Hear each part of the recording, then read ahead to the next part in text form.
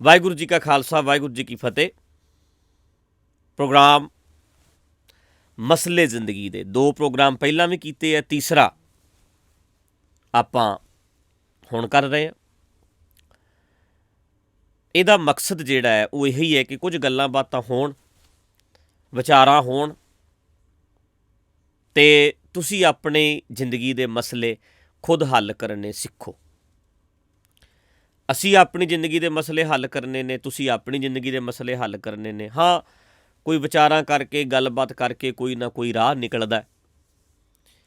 ਕਈ ਤਰ੍ਹਾਂ ਦੇ ਸਵਾਲ ਹੁੰਦੇ ਨੇ ਕਈਆਂ ਦੇ ਮਨ ਵਿੱਚ, ਉਹ ਡਿਸਕਸ ਹੋ ਜਾਂਦੇ ਨੇ, ਵਿਚਾਰਾਂ ਹੋ ਜਾਂਦੀਆਂ ਨੇ, ਕਿਉਂਕਿ ਬੜੀਆਂ ਜੋਕਾਂ ਜਿਹੜੀਆਂ ਨੇ ਸਾਡੇ ਸਮਾਜ ਨੂੰ ਚਿੰਬੜੀਆਂ ਹੋਈਆਂ ਨੇ, ਚਾਹੇ ਉਹ ਰਾਜਨੀਤਿਕ ਤੌਰ 'ਤੇ ਨੇ, ਸਮਾਜ ਸੇਵੀ ਬੜੇ ਇੱਦਾਂ ਦੇ ਹੈਗੇ ਹੈ, ਧੰਦੇ ਕਈਆਂ ਨੇ ਚਲਾਏ ਹੈ। ਇਸੇ ਤਰ੍ਹਾਂ ਧਾਰਮਿਕ ਜੋਕਾਂ ਬੜੀਆਂ ਤੁਰੀਆਂ ਫਿਰਦੀਆਂ ਨੇ, ਜਿਹੜੀਆਂ ਖੂਨ ਪੀਣੀਆਂ ਜੋਕਾਂ ਨੇ। ਸਾਡਾ ਖੂਨ ਪੀਤਾ ਗਿਆ, ਪਰ ਘੱਟ ਤੋਂ ਘੱਟ ਸਾਡੇ ਨਿਆਣੇ ਬਚੇ ਰਹਿਣ, ਸਾਡੇ ਬੱਚੇ ਬਚੇ ਰਹਿਣ, ਅਸੀਂ ਡਿਸਕਸ ਕਰੀਏ, ਵਿਚਾਰਾਂ ਕਰੀਏ ਅਤੇ ਮੈਂਟਲੀ ਅਸੀਂ ਸਟਰੋਂਗ ਹੋਈਏ। ਇਹੀ ਸਾਡਾ ਕੰਮ ਹੈ। ਇੱਕ ਸਵਾਲਾਂ 'ਚ ਸਵਾਲ ਆਇਆ,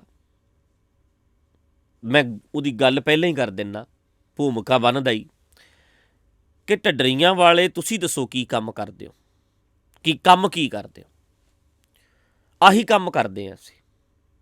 ਜਿਹੜੀਆਂ ਜੋਕਾਂ ਨਹੀਂ ਚਿੰਬੜੀਆਂ, ਲੁੱਟ ਕੇ ਖਾਣ ਵਾਲੇ ਨਹੀਂ ਜਿਹੜੇ, ਉਹਨਾਂ ਬਾਰੇ ਵਿਚਾਰ ਕਰਦੇ ਹਾਂ। ਲੋਕਾਂ ਦਾ ਸਾਹ ਸੌਖਾ ਆਵੇ, ਇਹਦੇ ਬਾਰੇ ਗੱਲਬਾਤ ਕਰਦੇ ਹਾਂ। ਪੁਜਾਰੀ ਸਿਸਟਮ ਨੇ ਜਿਹੜੀ ਸਾਡੀ ਸੁਰਤ ਨੂੰ ਜਕੜਿਆ ਹੋਇਆ ਹੈ, ਅੱਜ ਦੇ ਢਾਂਚੇ ਨੇ, ਵਿਕਾਸ ਦੇ ਰਾਹ ਦੇ ਵਿੱਚ ਜਿਹੜਾ ਰੋੜਾ ਬਣਿਆ ਹੋਇਆ ਹੈ, ਇਹੀ ਕੰਮ ਕਰਦੇ ਹਾਂ। ਉਹਦੇ ਬਾਰੇ ਗੱਲ ਕਰੀਏ, ਘੱਟ ਤੋਂ ਘੱਟ ਪੁਆਇੰਟ ਆਊਟ ਕਰੀਏ, ਇਹੀ ਕੰਮ ਕਰਦੇ ਹਾਂ। ਵੀਰੋ ਭਰਾਵੋ, ਨਾਂ ਨਹੀਂ ਦੱਸਦੇ, ਕਈ ਸਵਾਲ ਕਰਦੇ ਹੈ, ਪਰ ਦੱਸਣ ਵੀ ਜਥੇਦਾਰ ਕੀ ਕੰਮ ਕਰਦੇ ਆ, ਟਕਸਾਲ ਦੇ ਮੁਖੀ ਕੀ ਕੰਮ ਕਰਦੇ ਆ, ਨਾਨਕਸਰ ਦੇ ਮੁਖੀ ਕੀ ਕੰਮ ਕਰਦੇ ਆ, ਵੱਡੀਆਂ ਵੱਡੀਆਂ ਜਥੇਬੰਦੀਆਂ ਦੇ ਆਗੂ ਜਿਹੜੇ ਨੇ ਉਹ ਕਿਹੜੇ ਬਿਜ਼ਨਸ ਕਰਦੇ ਨੇ, ਕਿਹੜੇ ਕਿਰਤ ਕਿਹੜੀ ਕਰਦੇ ਨੇ, ਕੰਮ ਕਿਹੜਾ ਕਰਦੇ ਨੇ। ਬਹੁਤ ਸਾਰੇ ਲੋਕ, ਲੱਖਾਂ ਲੋਕਾਂ ਨੇ ਅੱਜ ਤੱਕ ਆਪਣਾ ਪ੍ਰੋਫੈਸ਼ਨ ਕੀਰਤਨ ਨੂੰ ਚੁਣਿਆ, ਕਥਾ ਨੂੰ ਚੁਣਿਆ।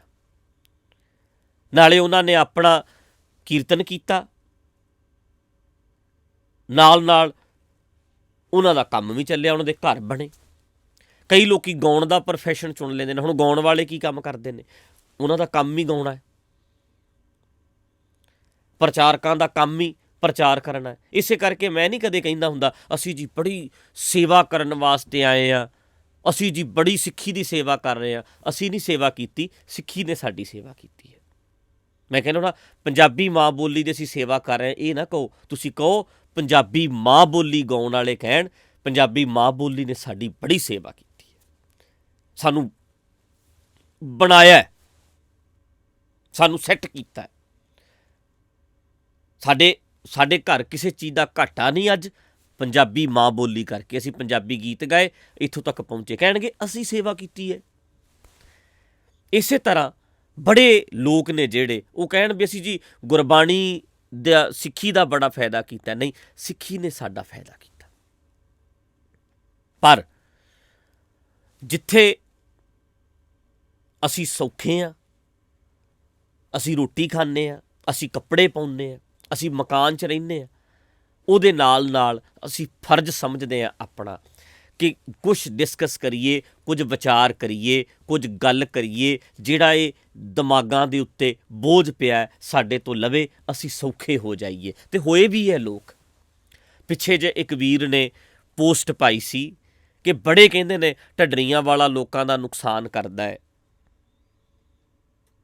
ਇਹ ਜੀ ਗਲਤ ਕਰ ਰਿਹਾ। ਫਿਰ ਤੁਸੀਂ ਇਹ ਸਬੂਤ ਦਿਓਗੇ ਕਿ ਢੱਡਰੀਆਂ ਵਾਲਿਆਂ ਨੂੰ ਸੁਣਨ ਵਾਲੇ ਜਿਹੜੇ ਬੰਦੇ ਹੈ, ਰਣਜੀਤ ਸਿੰਘ ਨੂੰ ਸੁਣਨ ਵਾਲੇ ਜਿਹੜੇ ਬੰਦੇ ਹੈ, ਸਬੂਤ ਦਿਓਗੇ ਵੀ ਬੜੇ ਦੁਖੀ ਨੇ, ਵੇਖੋ ਉੱਜੜ ਗਏ ਹੈ, ਨੁਕਸਾਨ ਹੋ ਗਿਆ, ਦੁਖੀ ਰਹਿੰਦੇ ਆ ਜੀ। ਜਿੰਨੇ ਉਹਨੂੰ ਸੁਣਦੇ ਆ ਪਰੇਸ਼ਾਨ ਰਹਿੰਦੇ ਆ। ਨਹੀਂ, ਜਿੰਨੇ ਸਾਨੂੰ ਸੁਣਨ ਵਾਲੇ ਹੋਣਗੇ ਹੱਸਦੇ ਹੋਣਗੇ। ਜਿਹੜਾ ਸਾਡਾ ਪੱਕਾ ਸਰੋਤਾ ਹੋਏਗਾ ਉਹਨੂੰ ਡਿਪਰੈਸ਼ਨ ਨਹੀਂ ਹੋਏਗਾ, ਮੇਰੀ ਗਰੰਟੀ ਹੈ। ਜਿਹੜਾ ਸਾਡਾ ਪੱਕਾ ਸਰੋਤਾ ਹੋਏਗਾ ਆਪਣੀ ਬਿਮਾਰੀ ਨਾਲ ਆਪ ਲੜ ਲਏਗਾ। ਜਿਹੜਾ ਸਾਡਾ ਪੱਕਾ ਸਰੋਤਾ ਹੋਏਗਾ ਉਹ ਆਪਣਾ ਕੰਮ ਕਰੇਗਾ, ਮਿਹਨਤ ਕਰੇਗਾ। ਜੇ ਨਹੀਂ ਕਰਦਾ, ਜ਼ਿੰਮੇਵਾਰੀ ਆਪਣੀ ਨਹੀਂ ਪਛਾਣਦਾ, ਤੇ ਇਹਦਾ ਮਤਲਬ ਇਹ ਹੈ ਉਹ ਬੰਦਾ ਸੁਣਦਾ ਹੀ ਨਹੀਂ। ਆਪਣੀ ਜ਼ਿੰਮੇਵਾਰੀ ਨਿਭਾਈ ਦੀ ਹੈ, ਆਪਣਾ ਫਰਜ਼ ਨਿਭਾਈ ਦਾ, ਤੇ ਸੁਣਨ ਵਾਲਿਆਂ ਨੂੰ ਵੀ ਕਹੀਦਾ ਆਪਣਾ ਫਰਜ਼ ਨਿਭਾਇਓ। ਜਿੱਥੇ ਵੀ ਤੁਸੀਂ ਕੰਮ ਕਰਦੇ ਹੋ, ਜਿੱਥੇ ਵੀ ਤੁਸੀਂ ਡਿਊਟੀ ਕਰਦੇ ਹੋ, ਇਮਾਨਦਾਰੀ ਨਾਲ ਕਰਿਓ। ਤੇ ਵੇਖੋ ਜਰਾ, ਪਿਛਲੇ 5 ਸਾਲਾਂ ਦੇ ਵਿੱਚ ਬੜੇ ਪਰਿਵਾਰ ਨੇ ਬੜੇ ਸੌਖੇ ਸਾਹ ਹੈ, ਘੁੰਮਣਾ ਸਿੱਖ ਲਿਆ, ਐਕਸਰਸਾਈਜ਼ ਕਰਨੀ ਸਿੱਖ ਲਈ ਹੈ, ਤੰਦਰੁਸਤ ਰਹਿਣਾ ਸਿੱਖ ਲਿਆ। 20-20 ਸਾਲ ਉਮਰਾਂ ਵਧਾ ਲਈਆਂ ਲੋਕਾਂ ਨੇ ਆਪਣੀਆਂ। ਗੁੱਸੇ 'ਤੇ ਕੰਟਰੋਲ ਕਰਨਾ ਸਿੱਖ ਲਿਆ, ਆਪਣੇ ਇਮੋਸ਼ਨ 'ਤੇ, ਆਪਣੇ ਜਜ਼ਬਾਤਾਂ 'ਤੇ ਕਾਬੂ ਪਾਉਣਾ ਸਿੱਖ ਲਿਆ। ਵਿਖਾਓਗੇ ਕਿੰਨੇ ਕੁ ਪਰਿਵਾਰ ਦੁਖੀ ਹੋ ਗਏ ਸਾਨੂੰ ਸੁਣ ਕੇ? ਨਹੀਂ, ਸੌਖੇ ਹੋਏ ਹੈ ਅਤੇ ਸੌਖਿਆਂ ਹੋਣਾ ਹੈ। ਬਾਕੀ ਵੀ ਸੌਖੇ ਹੋ ਜਾਣ, ਰਹਿੰਦੇ ਵੀ ਸੌਖੇ ਹੋ ਜਾਣ, ਉਹਦੇ ਲਈ ਅਸੀਂ ਪ੍ਰੋਗਰਾਮ ਕਰਦੇ ਹਾਂ ਅਤੇ ਕਰਾਂਗੇ। ਨਵੀਂ ਸਵੇਰ ਦਾ ਨਵਾਂ ਸੁਨੇਹਾ ਕਰਦੇ ਹਾਂ, ਆਹ ਕਰਦੇ ਹਾਂ, ਦੀਵਾਨ ਲਾਉਂਦੇ ਹਾਂ, ਹੋਰ ਵੀ ਜੋ ਕਰ ਸਕਾਂਗੇ ਕਰਾਂਗੇ। ਜਿਵੇਂ ਹੋ ਸਕੇਗਾ ਅਸੀਂ ਕਰਾਂਗੇ, ਤਾਂ ਜੋ ਸਾਰਿਆਂ ਦੇ ਦਿਮਾਗ ਤੋਂ ਬੋਝ ਲਵੇ, ਭਾਰ ਲਵੇ। ਆਪਣ ਹੱਥੀਂ ਆਪਣਾ ਆਪੇ ਹੀ ਕਾਜ ਸਵਾਰੀਏ, ਆਪਣਾ ਕਾਜ ਸਵਾਰਨ ਲੱਗੀਏ। ਇਹ ਸਮਝ ਜਾਈਏ ਕਿ ਜੋ ਕਰਨਾ ਹੈ ਅਸੀਂ ਕਰਨਾ ਹੈ। ਕਰ ਕਰ ਕਰਨਾ ਲਿਖ ਲੈ ਜਾਹੋ, ਆਪੇ ਬੀਜ ਆਪੇ ਹੀ ਖਾਹੋ ਦਾ ਕੌਨਸੈਪਟ ਸਾਡੇ ਸਮਝ 'ਚ ਆਵੇ। ਉਹਦੇ ਬਾਰੇ ਗੱਲ ਕਰਦੇ ਰਹਿਣਾ, ਉਹਦੇ ਬਾਰੇ ਵਿਚਾਰਾਂ ਕਰਦੇ ਰਹਿਣਾ। ਅਤੇ ਬੜੇ ਸੌਖੇ ਹੋ ਗਏ ਆ ਲੋਕ। ਔਖਾ ਹੈ ਅਤੇ ਧੰਦਾ ਕਰਨ ਵਾਲਾ ਕਹਿੰਦੇ ਸੱਚ ਤੇ ਬੋਲ, ਪਰ ਜ਼ਿਆਦਾ ਨਾ ਬੋਲ। ਗੱਲਾਂ ਤੇ ਚੰਗੀਆਂ ਚੰਗੀਆਂ ਲੋਕਾਂ ਨੂੰ ਦੱਸ, ਪਰ ਸਾਰੀਆਂ ਨਾ ਦੱਸ। ਕੁਝ ਰੱਖ ਲੈ, ਸਾਰਾ ਕੁਝ ਨਾ ਦੱਸ। ਪਰ ਜਿੰਨਾ ਚਿਰ ਸਾਰਾ ਕੁਝ ਸਮਝ ਨਹੀਂ ਆਉਂਦਾ, ਉਹਨਾਂ ਚਿਰ ਸਾਰੇ ਜੰਜਾਲ ਜਿਹੜੇ ਨੇ ਲੈਣੇ ਨਹੀਂ। ਉਹਦੇ ਵਾਸਤੇ ਅਸੀਂ ਯਤਨ ਕਰਨਾ, ਅਸੀਂ ਕੋਸ਼ਿਸ਼ ਕਰਨੀ ਹੈ। ਸੋ ਅੱਜ ਆਪਾਂ ਫਿਰ ਗੱਲਬਾਤ ਕਰਦੇ ਹਾਂ। ਮੇਰੇ ਨਾਲ ਅੱਜ ਫਿਰ ਭਾਈ ਸੁਰਿੰਦਰ ਸਿੰਘ ਹੋਣੀ, ਭਾਈ ਸਰੋਮਨਦੀਪ ਸਿੰਘ ਹੋਣੀ ਨੇ। ਵਾਹਿਗੁਰੂ ਜੀ ਕਾ ਖਾਲਸਾ, ਵਾਹਿਗੁਰੂ ਜੀ ਕੀ ਫਤਿਹ। ਨਾਲੇ ਮਸਲੇ ਜਿੰਨੇ ਵੀ ਹੁੰਦੇ ਨੇ ਉਹਨਾਂ ਨੂੰ ਹੱਲ ਕਰਨਾ, ਪਰ ਰਿਲੈਕਸ ਰਹਿ ਕੇ। ਜ਼ਿੰਦਗੀ ਜਿਹੜੀ ਹੈ ਨਾ, ਉਹ ਵੀ ਜੀਣੀ ਹੈ, ਮੰਨਣੀ ਹੈ, ਅਤੇ ਕਿਸੇ ਮੰਜ਼ਿਲ 'ਤੇ ਵੀ ਪਹੁੰਚਣਾ ਹੈ। ਇੰਨਾ ਕੁ ਅਸੀਂ ਲੋਡ ਪਾ ਕੇ ਸੋਚ ਕੇ ਹਰ ਵੇਲੇ ਇੱਦਾਂ ਬਈ ਡਿਪਰੈਸ਼ਨ ਵਾਂਗੂ ਵੀ ਮੈਨੂੰ ਬੜਾ ਫਿਕਰ ਹੈ, ਮੈਨੂੰ ਬੜਾ ਫਿਕਰ ਹੈ ਕੌਮ ਦਾ, ਮੈਨੂੰ ਬੜਾ ਫਿਕਰ ਹੈ, ਇੱਦਾਂ ਦੇ ਨਹੀਂ। ਫਿਕਰ ਹੈਗਾ, ਫਿਕਰ ਹੈਗਾ, ਗੱਲ ਕਰਨੀ ਹੈ, ਪਰ ਹੱਸਦਿਆਂ ਤਕਨੀਕ ਨਾਲ ਆਪਣੀ ਗੱਲ ਵੀ ਕਰ ਲੈਣੀ ਹੈ, ਅਤੇ ਲੋਡ ਜਿਹਾ ਵੀ ਨਹੀਂ ਪਾਉਣਾ ਲੋਕਾਂ 'ਤੇ, ਨਾ ਆਪਣੇ 'ਤੇ ਪਾ ਕੇ ਰੱਖਣਾ। ਜਿਵੇਂ ਮੰਨ ਲਓ ਦਿੱਲੀ ਤੱਕ ਤਾਂ ਜਾਣਾ ਹੀ ਹੈ। ਇੱਕ ਮੰਨ ਲਓ ਇੱਦਾਂ ਦਿੱਲੀ ਜਾ ਰਹੇ ਹਾਂ, ਦਿੱਲੀ ਜਾ ਰਹੇ ਹਾਂ, ਦਿਮਾਗ 'ਚ ਉਹੀ ਚੀਜ਼ ਬੜੀ ਹੋਈ ਹੈ। ਇੱਕ ਜਾ ਦਿੱਲੀ ਹੋਈ ਰਿਹਾ, ਪਰ ਯਾਰ ਹੁਣ ਕਰਨਾਲ ਆ ਗਿਆ, ਇੱਥੇ ਖੜ੍ਹਦੇ ਹਾਂ ਜਿਹੜਾ ਢਾਬੇ 'ਤੇ ਖਾ ਲੈਂਦੇ ਹਾਂ ਕੁਛ। ਚੱਲ ਹੁਣ ਪਾਣੀਪਤ ਆ ਗਿਆ, ਇੱਥੇ ਚਾਹ ਦਾ ਘੁੱਟ ਭਰਦੇ ਹਾਂ। ਹੁਣ ਮੁਰਥਲ ਆ ਗਿਆ, ਇੱਥੇ ਉੱਤਰੋਂ ਵਾਸ਼ਰੂਮ ਚੱਲਦੇ ਹਾਂ, ਪਾਣੀ ਪੀ ਲੈਂਦੇ ਹਾਂ। ਉਹ ਵੀ ਦਿੱਲੀ ਪਹੁੰਚਿਆ। ਵੀ ਸਫ਼ਰ ਦਾ ਵੀ ਆਨੰਦ ਲੈਣਾ ਉਹਦਾ, ਸਫ਼ਰ ਦਾ ਵੀ, ਹਾਂਜੀ, ਤੇ ਮੰਜ਼ਿਲ ਦਾ ਵੀ। ਮੰਜ਼ਿਲ 'ਤੇ ਪਹੁੰਚਣਾ, ਪਰ ਜਿਹੜਾ ਸਫ਼ਰ ਹੈ ਉਹਨੂੰ ਇੰਜੋਏ ਕਰਨਾ। ਹੁਣ ਜਿਹੜਾ ਸਟਰੈਸ ਪਾ ਕੇ ਮੈਨੂੰ ਬੜਾ ਫਿਕਰ ਹੈ, ਇੱਦਾਂ ਹੀ ਕਰਦੇ ਸਾਰੇ। ਬਿਲਕੁਲ ਉੱਦਾਂ ਨਹੀਂ। ਹਾਂਜੀ, ਫਿਕਰ ਹੈਗਾ, ਪਰ ਰਿਲੈਕਸ ਰਹਿ ਕੇ ਫਿਕਰ ਹੈ। ਜੀ, ਮੰਨ ਲਓ ਦਿੱਲੀ ਪਹੁੰਚਣ ਦਾ ਫਿਕਰ ਤਾਂ ਦੋਨਾਂ ਨੂੰ ਹੀ ਹੈ। ਬਿਲਕੁਲ। ਇੱਕ ਮਰ ਚੱਲਿਆ ਰੋ ਰੋ ਕੇ, ਦੂਜਾ ਇੱਕ ਬੱਚੇ ਪਾਲਣ ਦਾ ਫਿਕਰ ਤਾਂ ਦੋਨਾਂ ਨੂੰ ਹੀ ਹੁੰਦਾ। ਇੱਕ ਸਾਰ ਵੇਲੇ ਹਾਏ ਮੇਰੇ ਬੱਚਿਆਂ ਦਾ ਕੀ ਬਣੂ, ਮੇਰੇ ਬੱਚਿਆਂ ਦਾ ਕੀ ਬਣੂ, ਇੱਦਾਂ ਹੀ ਸੋਚੀ ਜਾਂਦਾ। ਇੱਕ ਕਹਿੰਦਾ ਚੱਲ ਯਾਰ ਆਨੰਦ ਲਓ, ਬੱਚਿਆਂ ਦਾ ਬਣ ਜਾਣਾ।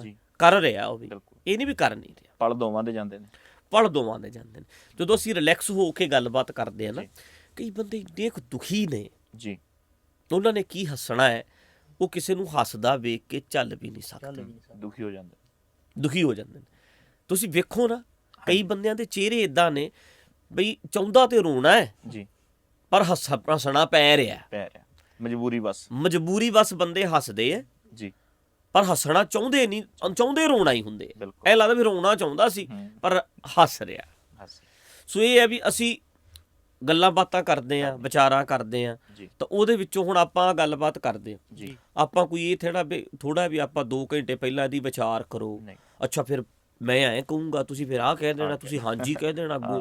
ਆਪਾਂ ਇਦਾਂ ਨਹੀਂ ਕਰਦੇ। ਹਾਂਜੀ ਆਪਾਂ ਨੈਚੁਰਲੀ ਬਸ ਬੈਠੇ ਆ ਬਸ, ਹਾਂਜੀ ਠੀਕ ਹੈ ਸਵਾਲ ਕੀ ਆਏ ਨੇ, ਆਪਾਂ ਵੇਖਿਆ, ਗੱਲਬਾਤ ਕਰੀਏ, ਚਲੋ ਜੋ ਸਾਡਾ ਹੁੰਦੀ ਰਹੇਗੀ ਬਸ। ਜੀ ਉਹ ਸੌਖੀ ਹੈ, ਸੌਖੀ ਹੈ। ਉਹ ਵਧੀਆ ਵੀ ਲੱਗਦਾ। ਹਾਂਜੀ ਸਗੋਂ ਨਾ ਉਹ ਇੱਕ ਆਰਟੀਫਿਸ਼ਲ ਜਿਹਾ ਬਣ ਗਿਆ, ਹਾਂਜੀ ਫਾਲਤੂ ਦੀ ਫਿਲਾਸਫੀ ਘੁੱਟੀ ਜਾਓ, ਬਿਲਕੁਲ। ਨਾ ਕੋਈ ਉਧਰ ਨਾ ਉਧਰ। ਉਧਰ ਤਾਂ ਸੋ ਇਹ ਇੱਕ ਚੰਗੀ ਸ਼ੁਰੂਆਤ ਹੈ ਔਰ ਜੀ। ਕਰਨੀ ਚਾਹੀਦੀ ਹੈ, ਕੋਸ਼ਿਸ਼ ਬਹੁਤ ਕਰਨੀ ਲੋਕਾਂ ਨੇ ਐਪਰੀਸ਼ੀਏਟ ਕੀਤਾ, ਚੰਗਾ ਲੱਗਦਾ ਕਹਿੰਦੇ।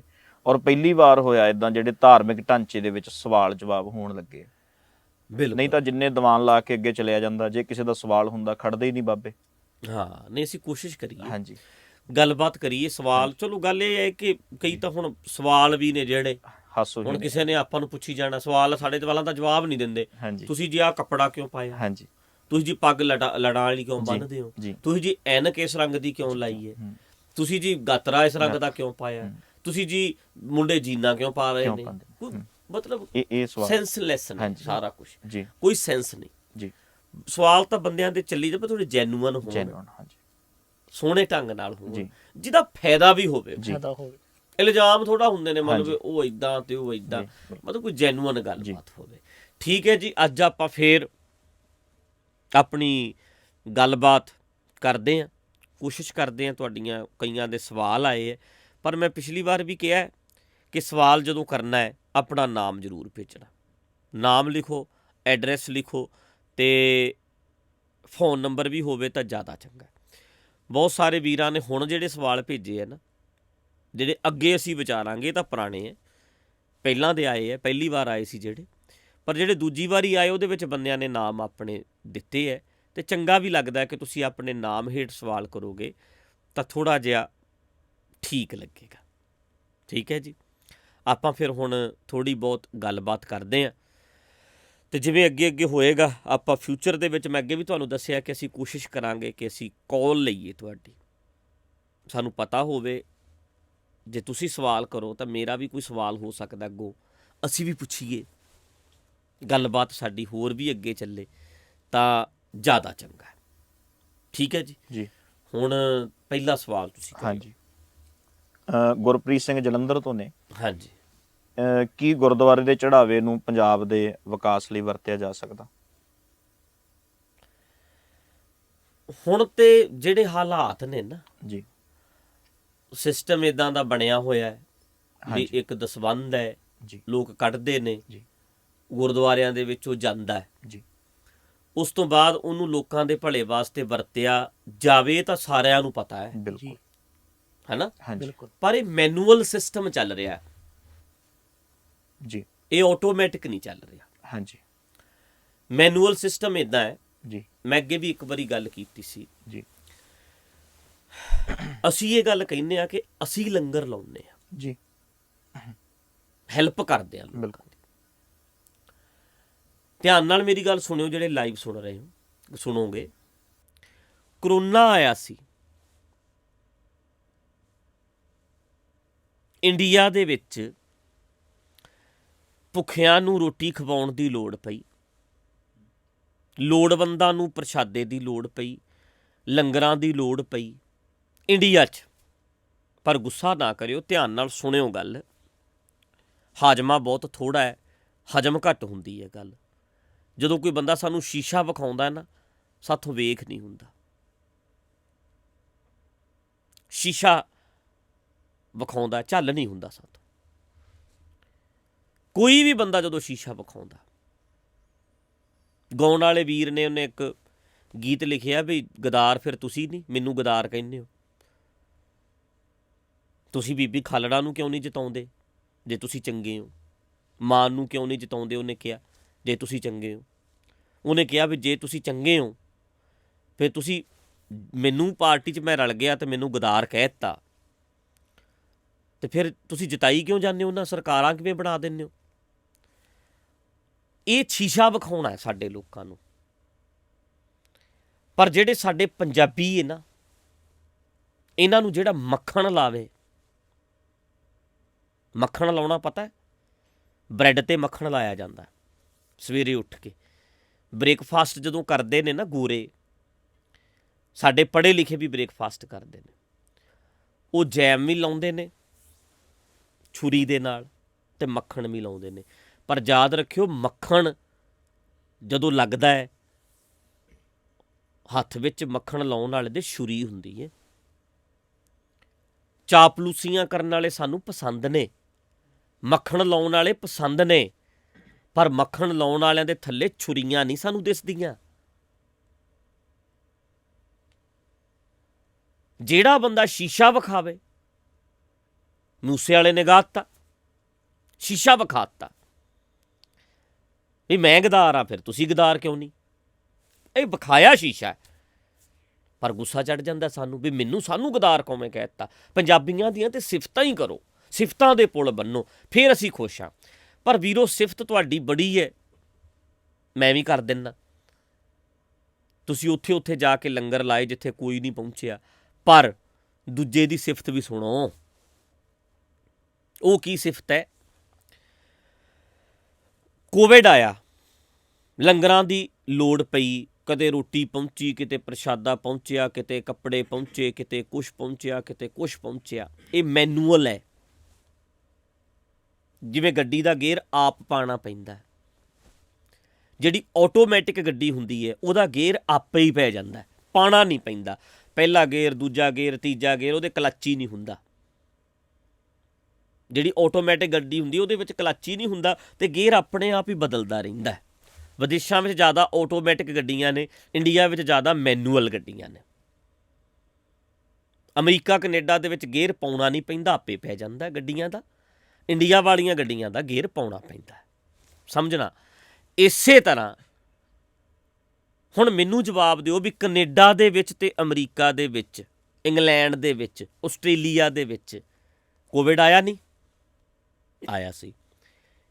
ਉੱਥੇ ਲੰਗਰਾਂ ਦੀ ਲੋੜ ਪਈ, ਪ੍ਰਸ਼ਾਦੇ ਦੀ ਲੋੜ ਪਈ? ਨਹੀਂ ਪਈ। ਜੇ ਕੋਈ ਚਰਚ ਦਾ ਪਾਦਰੀ ਸਾਡੇ ਨਾਲ ਸਵਾਲ ਜਵਾਬ ਕਰਨ ਲੱਗ ਗਿਆ, ਕਿੱਧਰ ਭੱਜਾਂਗੇ? ਅਸੀਂ ਕਹਿੰਦੇ ਹਾਂ ਤੁਹਾਡੇ ਕਿਹੜਾ ਲੰਗਰ ਚੱਲਦਾ, ਤੁਸੀਂ ਤਾਂ, ਤੁਹਾਡੀਆਂ ਚਰਚਾਂ 'ਚ ਤਾਂ ਕੋਈ ਲੰਗਰ ਨਹੀਂ। ਅਤੇ ਜੇ ਉਹਨਾਂ ਨੇ ਕਹਿ ਦਿੱਤਾ, ਭਰਾਵੋ ਦਿਲ ਤਕੜਾ ਕਰਕੇ ਸੁਣੋ, ਭਰਾਵੋ ਸਾਡੇ ਲੰਗਰਾਂ ਦੀ ਲੋੜ ਹੀ ਨਹੀਂ ਪੈਂਦੀ, ਆਪਣੇ ਆਪ ਪੈਸਾ ਅਕਾਊਂਟਾਂ 'ਚੋਂ ਕੱਟ ਲਿਆ ਜਾਂਦਾ ਟੈਕਸ, ਅਤੇ ਜਿੱਦਣ ਕਿਤੇ ਭੀੜ ਪੈ ਗਈ ਸਰਕਾਰਾਂ ਉੱਥੇ ਪਹੁੰਚਣਗੀਆਂ। 2-2 ਹਜ਼ਾਰ, 3-3 ਹਜ਼ਾਰ, 4-4 ਹਜ਼ਾਰ ਡਾਲਰ ਪਰ ਪਰਸਨ ਵੀ ਮਿਲਿਆ ਅਮਰੀਕਾ 'ਚ। $4,000। ਸਾਡੇ ਵੀ ਕੰਮ ਰੁਕ ਗਏ, ਅਮਰੀਕਾ ਵਾਲਿਆਂ ਦੇ ਰੁਕ ਗਏ। ਅਮਰੀਕਾ ਦੇ ਵਿੱਚ ਇੱਕ ਬੰਦੇ ਨੂੰ 2.5 ਲੱਖ ਰੁਪਈਆ ਮਹੀਨੇ ਦਾ ਸਰਕਾਰ ਦੇ ਰਹੀ ਸੀ, ਅਤੇ ਉਹਨਾਂ ਨੂੰ ਲੋੜ ਹੀ ਨਹੀਂ ਸੀ ਕਿ ਕੋਈ ਉਹਨਾਂ ਨੂੰ ਰੋਟੀ ਖਵਾਵੇ। ਅਤੇ ਯਾਦ ਰੱਖੋ, ਜਿਹੜਾ ਉੱਥੇ ਲੰਗਰ ਇੱਥੇ ਲਾਉਂਦੇ ਆ, ਚਾਹੇ ਬਾਹਰ ਵੀ ਲਾਉਂਦੇ ਆ, ਕਾਹਦੇ ਨਾਲ ਲੱਗਦਾ? ਲੋਕਾਂ ਦੇ ਪੈਸੇ ਨਾਲ। ਉਹ ਵੀ ਲੋਕਾਂ ਦਾ ਪੈਸਾ ਹੈ। ਜਿਹੜਾ ਟੈਕਸ ਹੈ ਉਹ ਵੀ ਲੋਕਾਂ ਦਾ ਪੈਸਾ। ਮੰਨ ਲਓ ਇੱਕ ਸਰਕਾਰ ਨੇ ਸੈਟਅਪ ਕਰ ਲਿਆ, ਬੈਂਕ 'ਚੋਂ ਪੈਸੇ ਚੱਕ ਲਏ ਅਤੇ ਲੋੜਵੰਦਾਂ ਦੇ ਅਕਾਊਂਟ ਦੇ ਵਿੱਚ ਪਹੁੰਚਾ ਦਿੱਤੇ। ਨਾ ਕਿਸੇ ਨੇ ਇੱਦਾਂ ਕੀਤਾ, ਦਾਨੀ ਬਣਿਆ ਕੋਈ, ਅਤੇ ਨਾ ਕੋਈ ਮੰਗਤਾ ਬਣਿਆ। ਨਾ ਕਿਸੇ ਨੇ ਫੋਟੋ ਖਿਚਾਈ ਰੋਟੀਆਂ ਦੇ ਨਾਲ ਵੀ ਮੈਂ ਦਾਨ ਕਰ ਰਿਹਾ, ਮੈਂ ਲੰਗਰ ਲਾ ਰਿਹਾ। ਨਾ ਕੋਈ ਦਾਨੀ ਬਣਿਆ, ਨਾ ਕੋਈ ਮੰਗਤਾ ਬਣਿਆ। ਸੈਟਅਪ ਆਟੋਮੈਟਿਕ ਸਰਕਾਰ ਨੇ ਇੱਦਾਂ ਕਰਤਾ, ਆਪੇ ਟੈਕਸ ਕੱਟੇ ਗਏ, ਆਪੇ ਲੋਕਾਂ ਦੇ ਅਕਾਊਂਟ 'ਚ ਪਹੁੰਚ ਗਿਆ। ਹੁਣ ਚਾਹੇ ਰੋਟੀ ਖਾਵੇ, ਚਾਹੇ ਰੈਸਟੋਰੈਂਟ 'ਚ ਖਾਵੇ, ਅਤੇ ਚਾਹੇ ਸਬਵੇ 'ਤੇ ਜਾ ਕੇ ਔਡਰ ਕਰੇ ਆਹ ਲੈਣਾ, ਚਾਹੇ ਪੀਜ਼ਾ ਖਾਵੇ। ਇਹ ਆਟੋਮੈਟਿਕ ਸਿਸਟਮ ਹੈ, ਆਪਣੇ ਆਪ ਚੱਲਦਾ ਹੈ। ਅਤੇ ਬੰਦੇ ਨੇ ਸਵਾਲ ਕੀਤਾ ਹੈ ਕਿ ਲੰਗਰਾਂ ਦਾ ਗੁਰ ਚੜ੍ਹਾਵੇ ਦਾ ਪੈਸਾ ਲੋਕਾਂ ਵਾਸਤੇ ਵਰਤਿਆ ਜਾਣਾ ਚਾਹੀਦਾ। ਗੱਲ ਤਾਂ ਠੀਕ ਹੈ, ਪਰ ਇਹ ਸੈਟਅਪ ਹੀ ਗਲਤ ਹੈ ਭਰਾਵੋ। ਇਹਦੇ ਨਾਲ ਕਰੋੜਾਂ ਰੁਪਇਆ ਆਏਗਾ। ਜੇ ਕਰੋੜ ਆਏਗਾ ਅਤੇ 95 ਪੁਜਾਰੀਆਂ ਨੇ ਆਪਣੀ ਜੇਬ 'ਚ ਪਾ ਲੈਣਾ, 5 ਲੋਕਾਂ ਦੇ ਭਲੇ ਵਾਸਤੇ ਜਾਂਦਾ।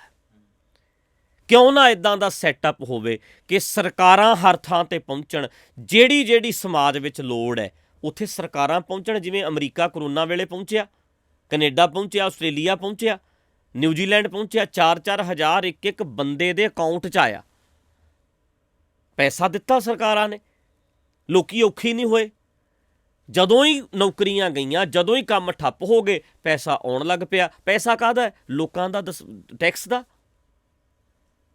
ਐਸਾ ਸੈਟਅਪ ਪੰਜਾਬ 'ਚ ਹੋਵੇ, ਇੰਡੀਆ 'ਚ ਹੋਵੇ। ਸੋਚੋ, ਕਰੋਨਾ ਹੁਣ ਤੋਂ 20 ਸਾਲ 30 ਸਾਲ ਬਾਅਦ ਦੁਬਾਰਾ ਆਵੇ ਤੇ ਇੱਦਾਂ ਦਾ ਸੈਟਅਪ ਹੋਵੇ ਕਿ ਹਰੇਕ ਦੇ ਅਕਾਊਂਟ ਦੇ ਵਿੱਚ 50-50 ਹਜ਼ਾਰ ਰੁਪਈਆ ਸਰਕਾਰ ਪਾਵੇ।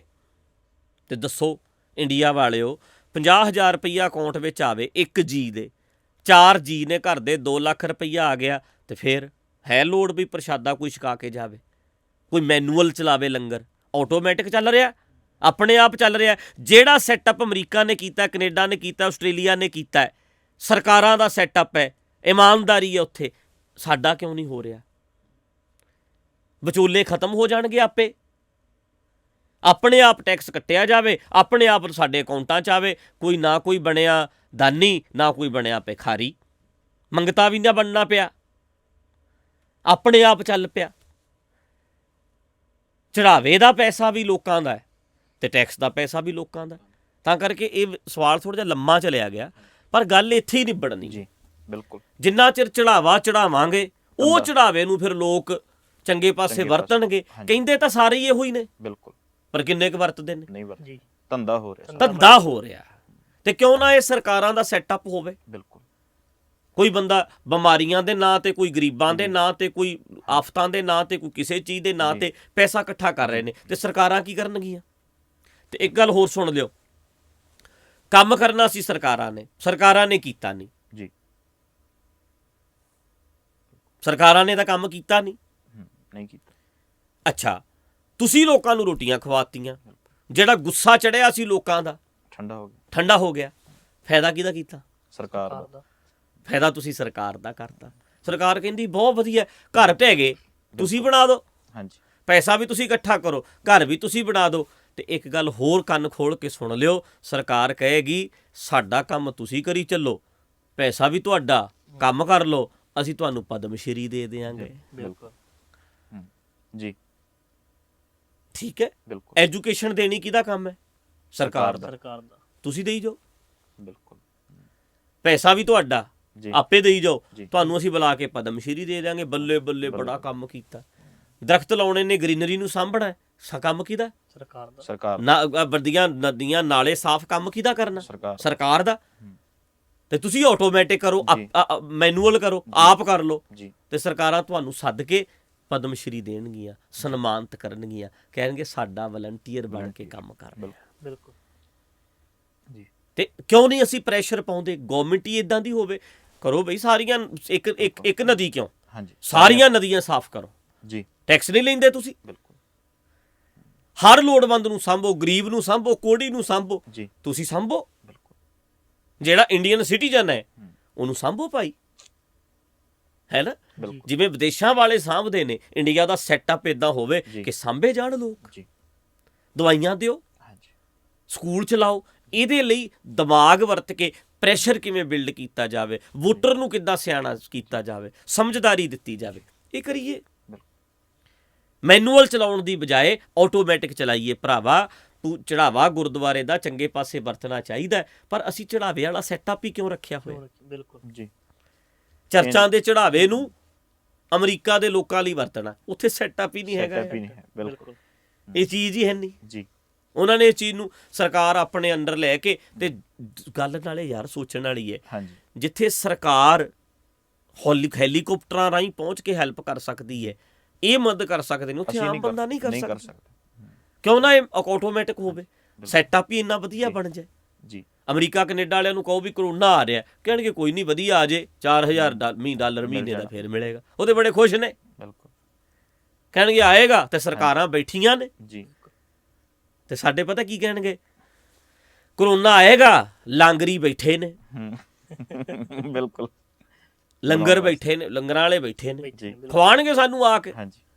ਤੇ ਅਸੀਂ ਇਹ ਕਿਉਂ ਨਹੀਂ ਕਹਿੰਦੇ ਕਿ ਸਰਕਾਰਾਂ ਹੈਗੀਆਂ ਨੇ, ਜੀ ਅਸੀਂ ਚੁਣੀਆਂ ਨੇ, ਹਾਂਜੀ ਸਾਂਭ ਲੈਣਾ ਉਹਨਾਂ ਨੇ। ਲੰਗਰ ਵਾਲੇ ਤਾਂ ਆਉਣ ਨਾ ਆਉਣ, ਪਰ ਸਰਕਾਰ ਤੇ ਅਸੀਂ ਗੱਲ ਪੈਂਦੇ ਆ, ਬਿਲਕੁਲ ਤੁਹਾਡਾ ਫਰਜ਼ ਹੈ। ਫਰਜ਼ ਬਣਦਾ। ਲੰਗਰ ਵਾਲੇ ਕਹਿਣਗੇ ਮੈਂ ਨਹੀਂ ਲੰਗਰ ਲਾਉਣਾ, ਹਾਂਜੀ ਮੇਰਾ ਕੀ ਵਿਗਾੜ ਲਓਗੇ? ਆਪਾਂ ਲੰਗਰ ਲੱਗਦਾ ਇੱਥੇ, ਹਾਂਜੀ। ਆਪਾਂ ਗੇਟ ਬੰਦ ਕਰ ਦਿੰਦੇ ਆ ਵੀ ਅਸੀਂ ਨਹੀਂ ਖਵਾਉਣਾ, ਹਾਂਜੀ ਪਰ ਸਰਕਾਰਾਂ ਨਹੀਂ ਸਰਕਾਰਾਂ ਗੇਟ ਬੰਦ ਨਹੀਂ ਕਰ ਕਰ ਸਕਦੀਆਂ, ਹਾਂਜੀ। ਉਹ ਅਸੀਂ ਚੁਣੀਆਂ ਨੇ, ਜੀ ਟੈਕਸ ਦਾ ਪੈਸਾ ਦਿੰਦੇ ਆ, ਜੀ, ਪਰ ਉਹਦੇ ਲਈ ਫਰਜ਼ ਆਪਣਾ ਨਿਭਾਉਣਾ ਪੈਣਾ ਹੈ। ਫਰਜ਼ ਨਿਭਾਉਣਾ ਪੈਣਾ ਹੈ, ਹਾਂਜੀ ਜੋ ਸਾਡਾ ਬਣਦਾ ਫਰਜ਼। ਜੋ ਸਾਡਾ ਫਰਜ਼ ਬਣਦਾ, ਅਸੀਂ ਕਿੱਦਾਂ ਦੇ ਬੰਦਿਆਂ ਨੂੰ ਅੱਗੇ ਕਰਨਾ। ਇਸ ਕਰਕੇ ਇਹਨੂੰ ਥੋੜਾ ਜਿਹਾ ਵਿਸਥਾਰ ਨਾਲ, ਮਾੜਾ ਜਿਹਾ ਠੰਡੇ ਦਿਮਾਗ ਨਾਲ ਸੋਚੋ, ਕਿਉਂਕਿ ਅਸੀਂ ਮੱਖਣ ਲਾਉਣ ਵਾਲਿਆਂ ਨੂੰ ਬੜਾ ਪਸੰਦ ਕਰਦੇ ਹਾਂ, ਬਿਲਕੁਲ। ਚਾਪਲੂਸੀ ਕਰਨ ਵਾਲਿਆਂ ਨੂੰ ਬਹੁਤ ਪਸੰਦ ਕਰਦੇ ਹਾਂ, ਜਿਹੜਾ ਸਾਨੂੰ ਸ਼ੀਸ਼ਾ ਵਿਖਾਵੇ ਉਹਨੂੰ ਸਾਨੂੰ ਭੰਨ- ਪੰਜਾਬੀਆਂ ਨੂੰ ਨਹੀਂ ਪਸੰਦ ਉਹ ਬੰਦਾ। ਨਹੀਂ ਅਸੀਂ ਤਾਂ ਕਹਿੰਦੇ ਹਾਂ ਗਦਾਰ ਹੈ, ਸਾਨੂੰ ਸ਼ੀਸ਼ਾ ਵਿਖਾ ਨਾ। ਮੈਂ ਜੀ। ਜਦੋਂ ਜਿੰਨੇ ਵਿਖਾਇਆ ਵੀ ਤੇਰਾ ਸ਼ੀਸ਼ਾ ਵੇਖ, ਤੇਰੇ ਦਾਗ ਤੇਰੇ ਤੇ ਕਿੰਨੇ ਆ, ਫਿਰ ਅੱਗ ਲੱਗ ਜਾਂਦੀ ਹੈ। ਬਿਲਕੁਲ ਸਗੋਂ ਨਾ ਖੁਸ਼ ਹੋਇਆ ਕਰੋ ਜਿਹੜਾ ਤੁਹਾਨੂੰ ਸਹੀ ਗੱਲ ਦੱਸੇ। ਜੀ ਦਿਮਾਗ ਖੋਲੋ ਮਾੜਾ ਜਿਹਾ, ਲੁੱਟ ਕੇ ਖਾ ਗਏ ਜਿਹੜੇ ਵਿਚਾਲੇ ਵਾਲੇ ਵਿਚੋਲੇ ਸੀ, ਸੈਟਅਪ ਇਦਾਂ ਦਾ ਬਣਾਓ ਜਿਵੇਂ ਵਿਦੇਸ਼ਾਂ ਵਾਲੇ ਬਣਾਈ ਫਿਰਦੇ ਆ। ਠੀਕ ਹੈ ਜੀ। ਹਾਂਜੀ। ਧਾਰਮਿਕ ਪਹਿਰਾਵਾ ਪਾ ਕੇ ਲੋਕੀ ਝੂਠ ਬੋਲਦੇ ਆ, ਤੇ ਹਾਲਾਂਕਿ ਉਹਨਾਂ ਦਾ ਫਰਜ਼ ਬਣਦਾ ਸੱਚਾਈ ਦੱਸਣ, ਰਿਐਲਿਟੀ ਦੱਸਣ, ਪਰ ਬਹੁਤਾਤ ਇਦਾਂ ਇਸ ਤਰ੍ਹਾਂ ਹੋ ਰਿਹਾ ਵੀ ਝੂਠ ਬੋਲਿਆ ਜਾ ਰਿਹਾ। ਪਹਿਰਾਵਾ ਧਾਰਮਿਕ ਆ, ਲੋਕੀ ਪਹਿਰਾਵਾ ਦੇਖ ਕੇ ਰੀਝ ਜਾਂਦੇ ਆ, ਭਰੋਸਾ ਕਰ ਲੈਂਦੇ ਆ, ਪਰ ਉਹਨਾਂ ਤੋਂ ਬਚਿਆ ਕਿਵੇਂ ਜਾਵੇ ਜਾਂ ਉਹਨਾਂ ਬਾਰੇ ਕੁਛ ਇਹ ਨਾਂ ਲਿਖਿਆ ਨੀ? ਨਾਂ ਨਹੀਂ ਲਿਖਿਆ ਨਾ। ਅੱਛਾ, ਨਾਂ ਨਹੀਂ ਲਿਖਿਆ, ਵੈਸੇ ਤਾਂ ਨਾਂ ਲਿਖਣਾ ਅੱਗੇ ਤੋਂ, ਹਾਂਜੀ ਪਰ ਇਹ ਹੈ ਵੀ ਇਹ ਤਾਂ ਹਮੇਸ਼ਾ ਹੀ ਗੱਲ ਕੀਤੀ ਹੈ ਕਿ ਪਹਿਰਾਵੇ ਵਾਲੇ ਨੇ ਜਿਹੜੇ, ਜੀ ਉਹਨਾਂ ਨੇ ਲੁੱਟ ਕੇ ਸਮਾਜ ਨੂੰ ਖਾਧਾ। ਓਨੈਸਟ ਬੰਦਿਆਂ ਨੇ ਪਹਿਰਾਵੇ ਪਾਏ ਹੈ, ਬਿਲਕੁਲ ਬਹੁਤ ਬੰਦੇ ਸੱਚੇ, ਹਾਂਜੀ ਉਹਨਾਂ ਦੇ ਮਨ ਚ ਆਇਆ ਵੀ ਗੁਰੂ ਦਾ ਬਾਣਾ ਪਾਈਏ, ਅਸੀਂ ਸਰੂਪ ਚ ਆਉਣਾ। ਜੀ ਪਰ ਹਾਂਜੀ ਬਹੁਤ ਸਾਰਿਆਂ ਨੇ ਆਪਣੀਆਂ ਝੂਠਾਂ ਨੂੰ, ਛੁਪਾਉਣ ਲਈ, ਗੱਪਾਂ ਨੂੰ ਛੁਪਾਉਣ ਵਾਸਤੇ ਵੀ ਪਹਿਰਾਵੇ ਪਾਏ ਹੈ ਕਿ ਪਰਦਾ ਪੈ ਜਾਵੇ ਜੀ ਮੇਰਿਆਂ ਝੂਠਾਂ ਤੇ।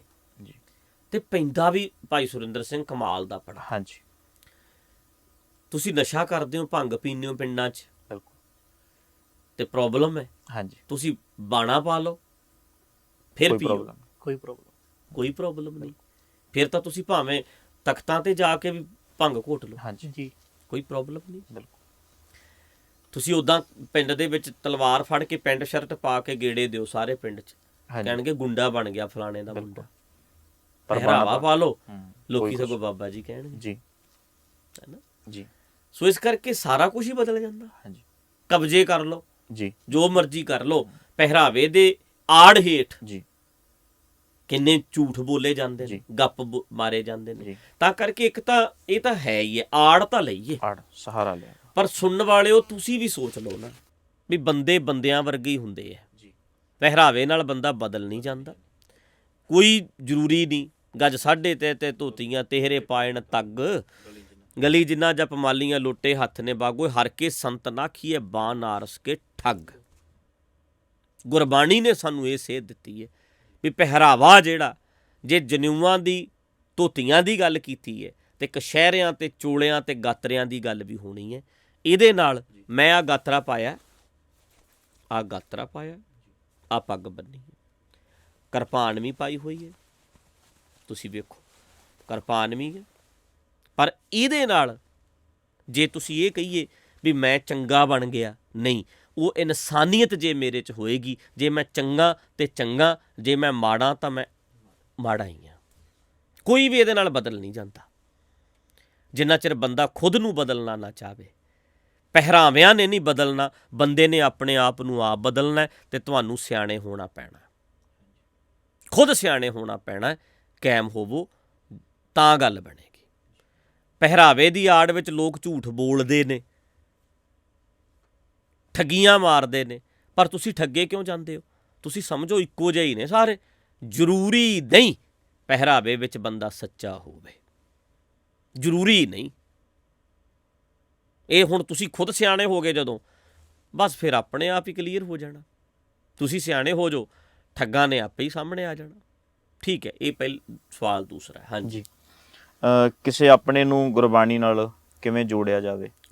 ਵੈਸੇ ਤਾਂ ਸਵਾਲ ਇਹ ਹੈ ਜੀ ਕਿ ਮੈਂ ਗੁਰਬਾਣੀ ਨਾਲ ਕਿਵੇਂ ਜੁੜਾਂ, ਇਹੀ ਰੱਖਿਆ ਜਾ ਸਕਦਾ। ਹਾਂਜੀ ਆਪਣੇ ਨੂੰ ਕਿਵੇਂ ਜੋੜਿਆ ਜਾਵੇ, ਹਾਂਜੀ ਜਾਂ ਆਪਾਂ ਇੰਨੇ ਵਧੀਆ ਬਣੀਏ, ਜੀ ਇੰਨੇ ਹੱਸਦੇ ਖੇਡਦੇ ਬਣੀਏ, ਖੁਸ਼ ਰਹੀਏ, ਕਾਇਮ ਰਹੀਏ, ਜੀ ਤੇ ਬੜੇ ਆਲੇ ਦੁਆਲੇ ਜਿੰਨੇ ਵੀ ਹੋਣਗੇ ਜੀ। ਉਹ ਤੁਹਾਡੇ ਨਾਲ ਪਿਆਰ ਕਰਨਗੇ, ਤੁਹਾਡੇ ਵੱਲ ਵੇਖ ਕੇ ਆਪਣੀ ਲਾਈਫ ਨੂੰ ਚੇਂਜ ਕਰ ਸਕਦੇ ਆ। ਪਰ ਇਦਾਂ ਦਾ ਕੋਈ ਤਰੀਕਾ ਨਹੀਂ ਵੀ ਆਪਣੇ ਨੂੰ ਕਿਵੇਂ ਜੋੜਿਆ ਜਾਵੇ। ਹੁਣ ਇਹ ਦੱਸੋ, ਗੁਰੂ ਨਾਨਕ ਸਵਾਲ ਪੁੱਛਣ ਵੀ ਆਪਣੇ ਨੂੰ ਕਿਵੇਂ ਜੋੜਿਆ ਜਾਵੇ, ਘਰ ਜੰਮਿਆ ਸ਼੍ਰੀ ਚੰਦ। ਗੁਰੂ ਰਾਮਦਾਸ ਕਹਿਣ ਵੀ ਆਪਣਿਆਂ ਨੂੰ ਕਿਵੇਂ ਜੋੜਿਆ ਜਾਵੇ, ਹੁਣ ਕੀ ਜਵਾਬ ਤੁਹਾਨੂੰ ਦੇਣ? ਪਿਰਥੀ ਚੰਦ ਪੁੱਤਰ ਹੈ, ਉਹ ਗੁਰੂ ਘਰ ਦੇ ਵਿਰੁੱਧ ਚੱਲਿਆ।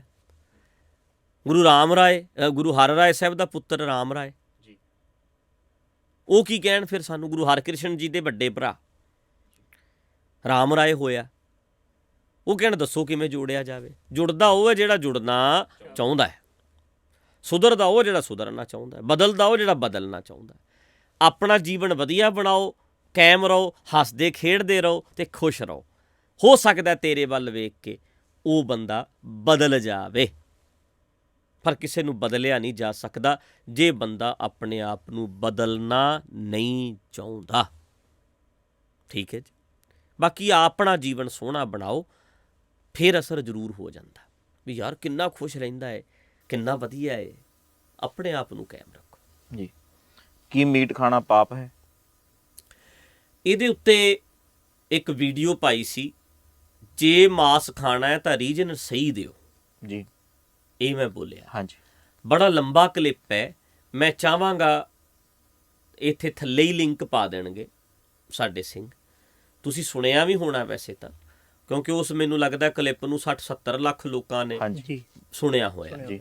ਤੇ ਜੇ ਹੋਵੇ ਤਾਂ ਤੁਸੀਂ ਸੁਣ ਵੀ ਲਓ, ਤੇ ਜੇ ਕਹੋਗੇ ਤਾਂ ਮੈਂ ਇੱਕ ਦਿਨ ਪ੍ਰੋਗਰਾਮ ਦੇ ਵਿੱਚ ਫੇਰ ਦੁਬਾਰਾ 1 ਘੰਟਾ ਇਸ ਟੌਪਿਕ ਤੇ ਅਸੀਂ ਗੱਲ ਕਰ ਲਵਾਂਗੇ, ਕਿਉਂਕਿ ਬੜਾ ਲੰਮਾ ਵਿਸ਼ਾ ਹੈ ਇਹ। ਮਾਸ ਖਾਣਾ ਨਾ ਖਾਣਾ ਇਹ ਬੰਦੇ ਦੀ ਆਪਣੀ ਮਰਜ਼ੀ ਹੈ। ਗੁਰੂ ਸਾਹਿਬ ਨੇ ਨਾ ਖਾਣ ਨੂੰ ਹੀ ਕਿਹਾ ਨਾ ਤੇ ਨਾ ਖਾਣ ਨੂੰ ਕਿਹਾ, ਰੋਕਿਆ ਵੀ ਨਹੀਂ। ਖਾਣਾ ਕੀ ਹੈ? ਤੇਰੀ ਮਰਜ਼ੀ। ਪਹਿਨਣਾ ਕੀ ਹੈ? ਤੇਰੀ ਮਰਜ਼ੀ। ਇਹ ਤੇਰੀ ਆਪਣੀ ਚੁਆਇਸ ਹੈ।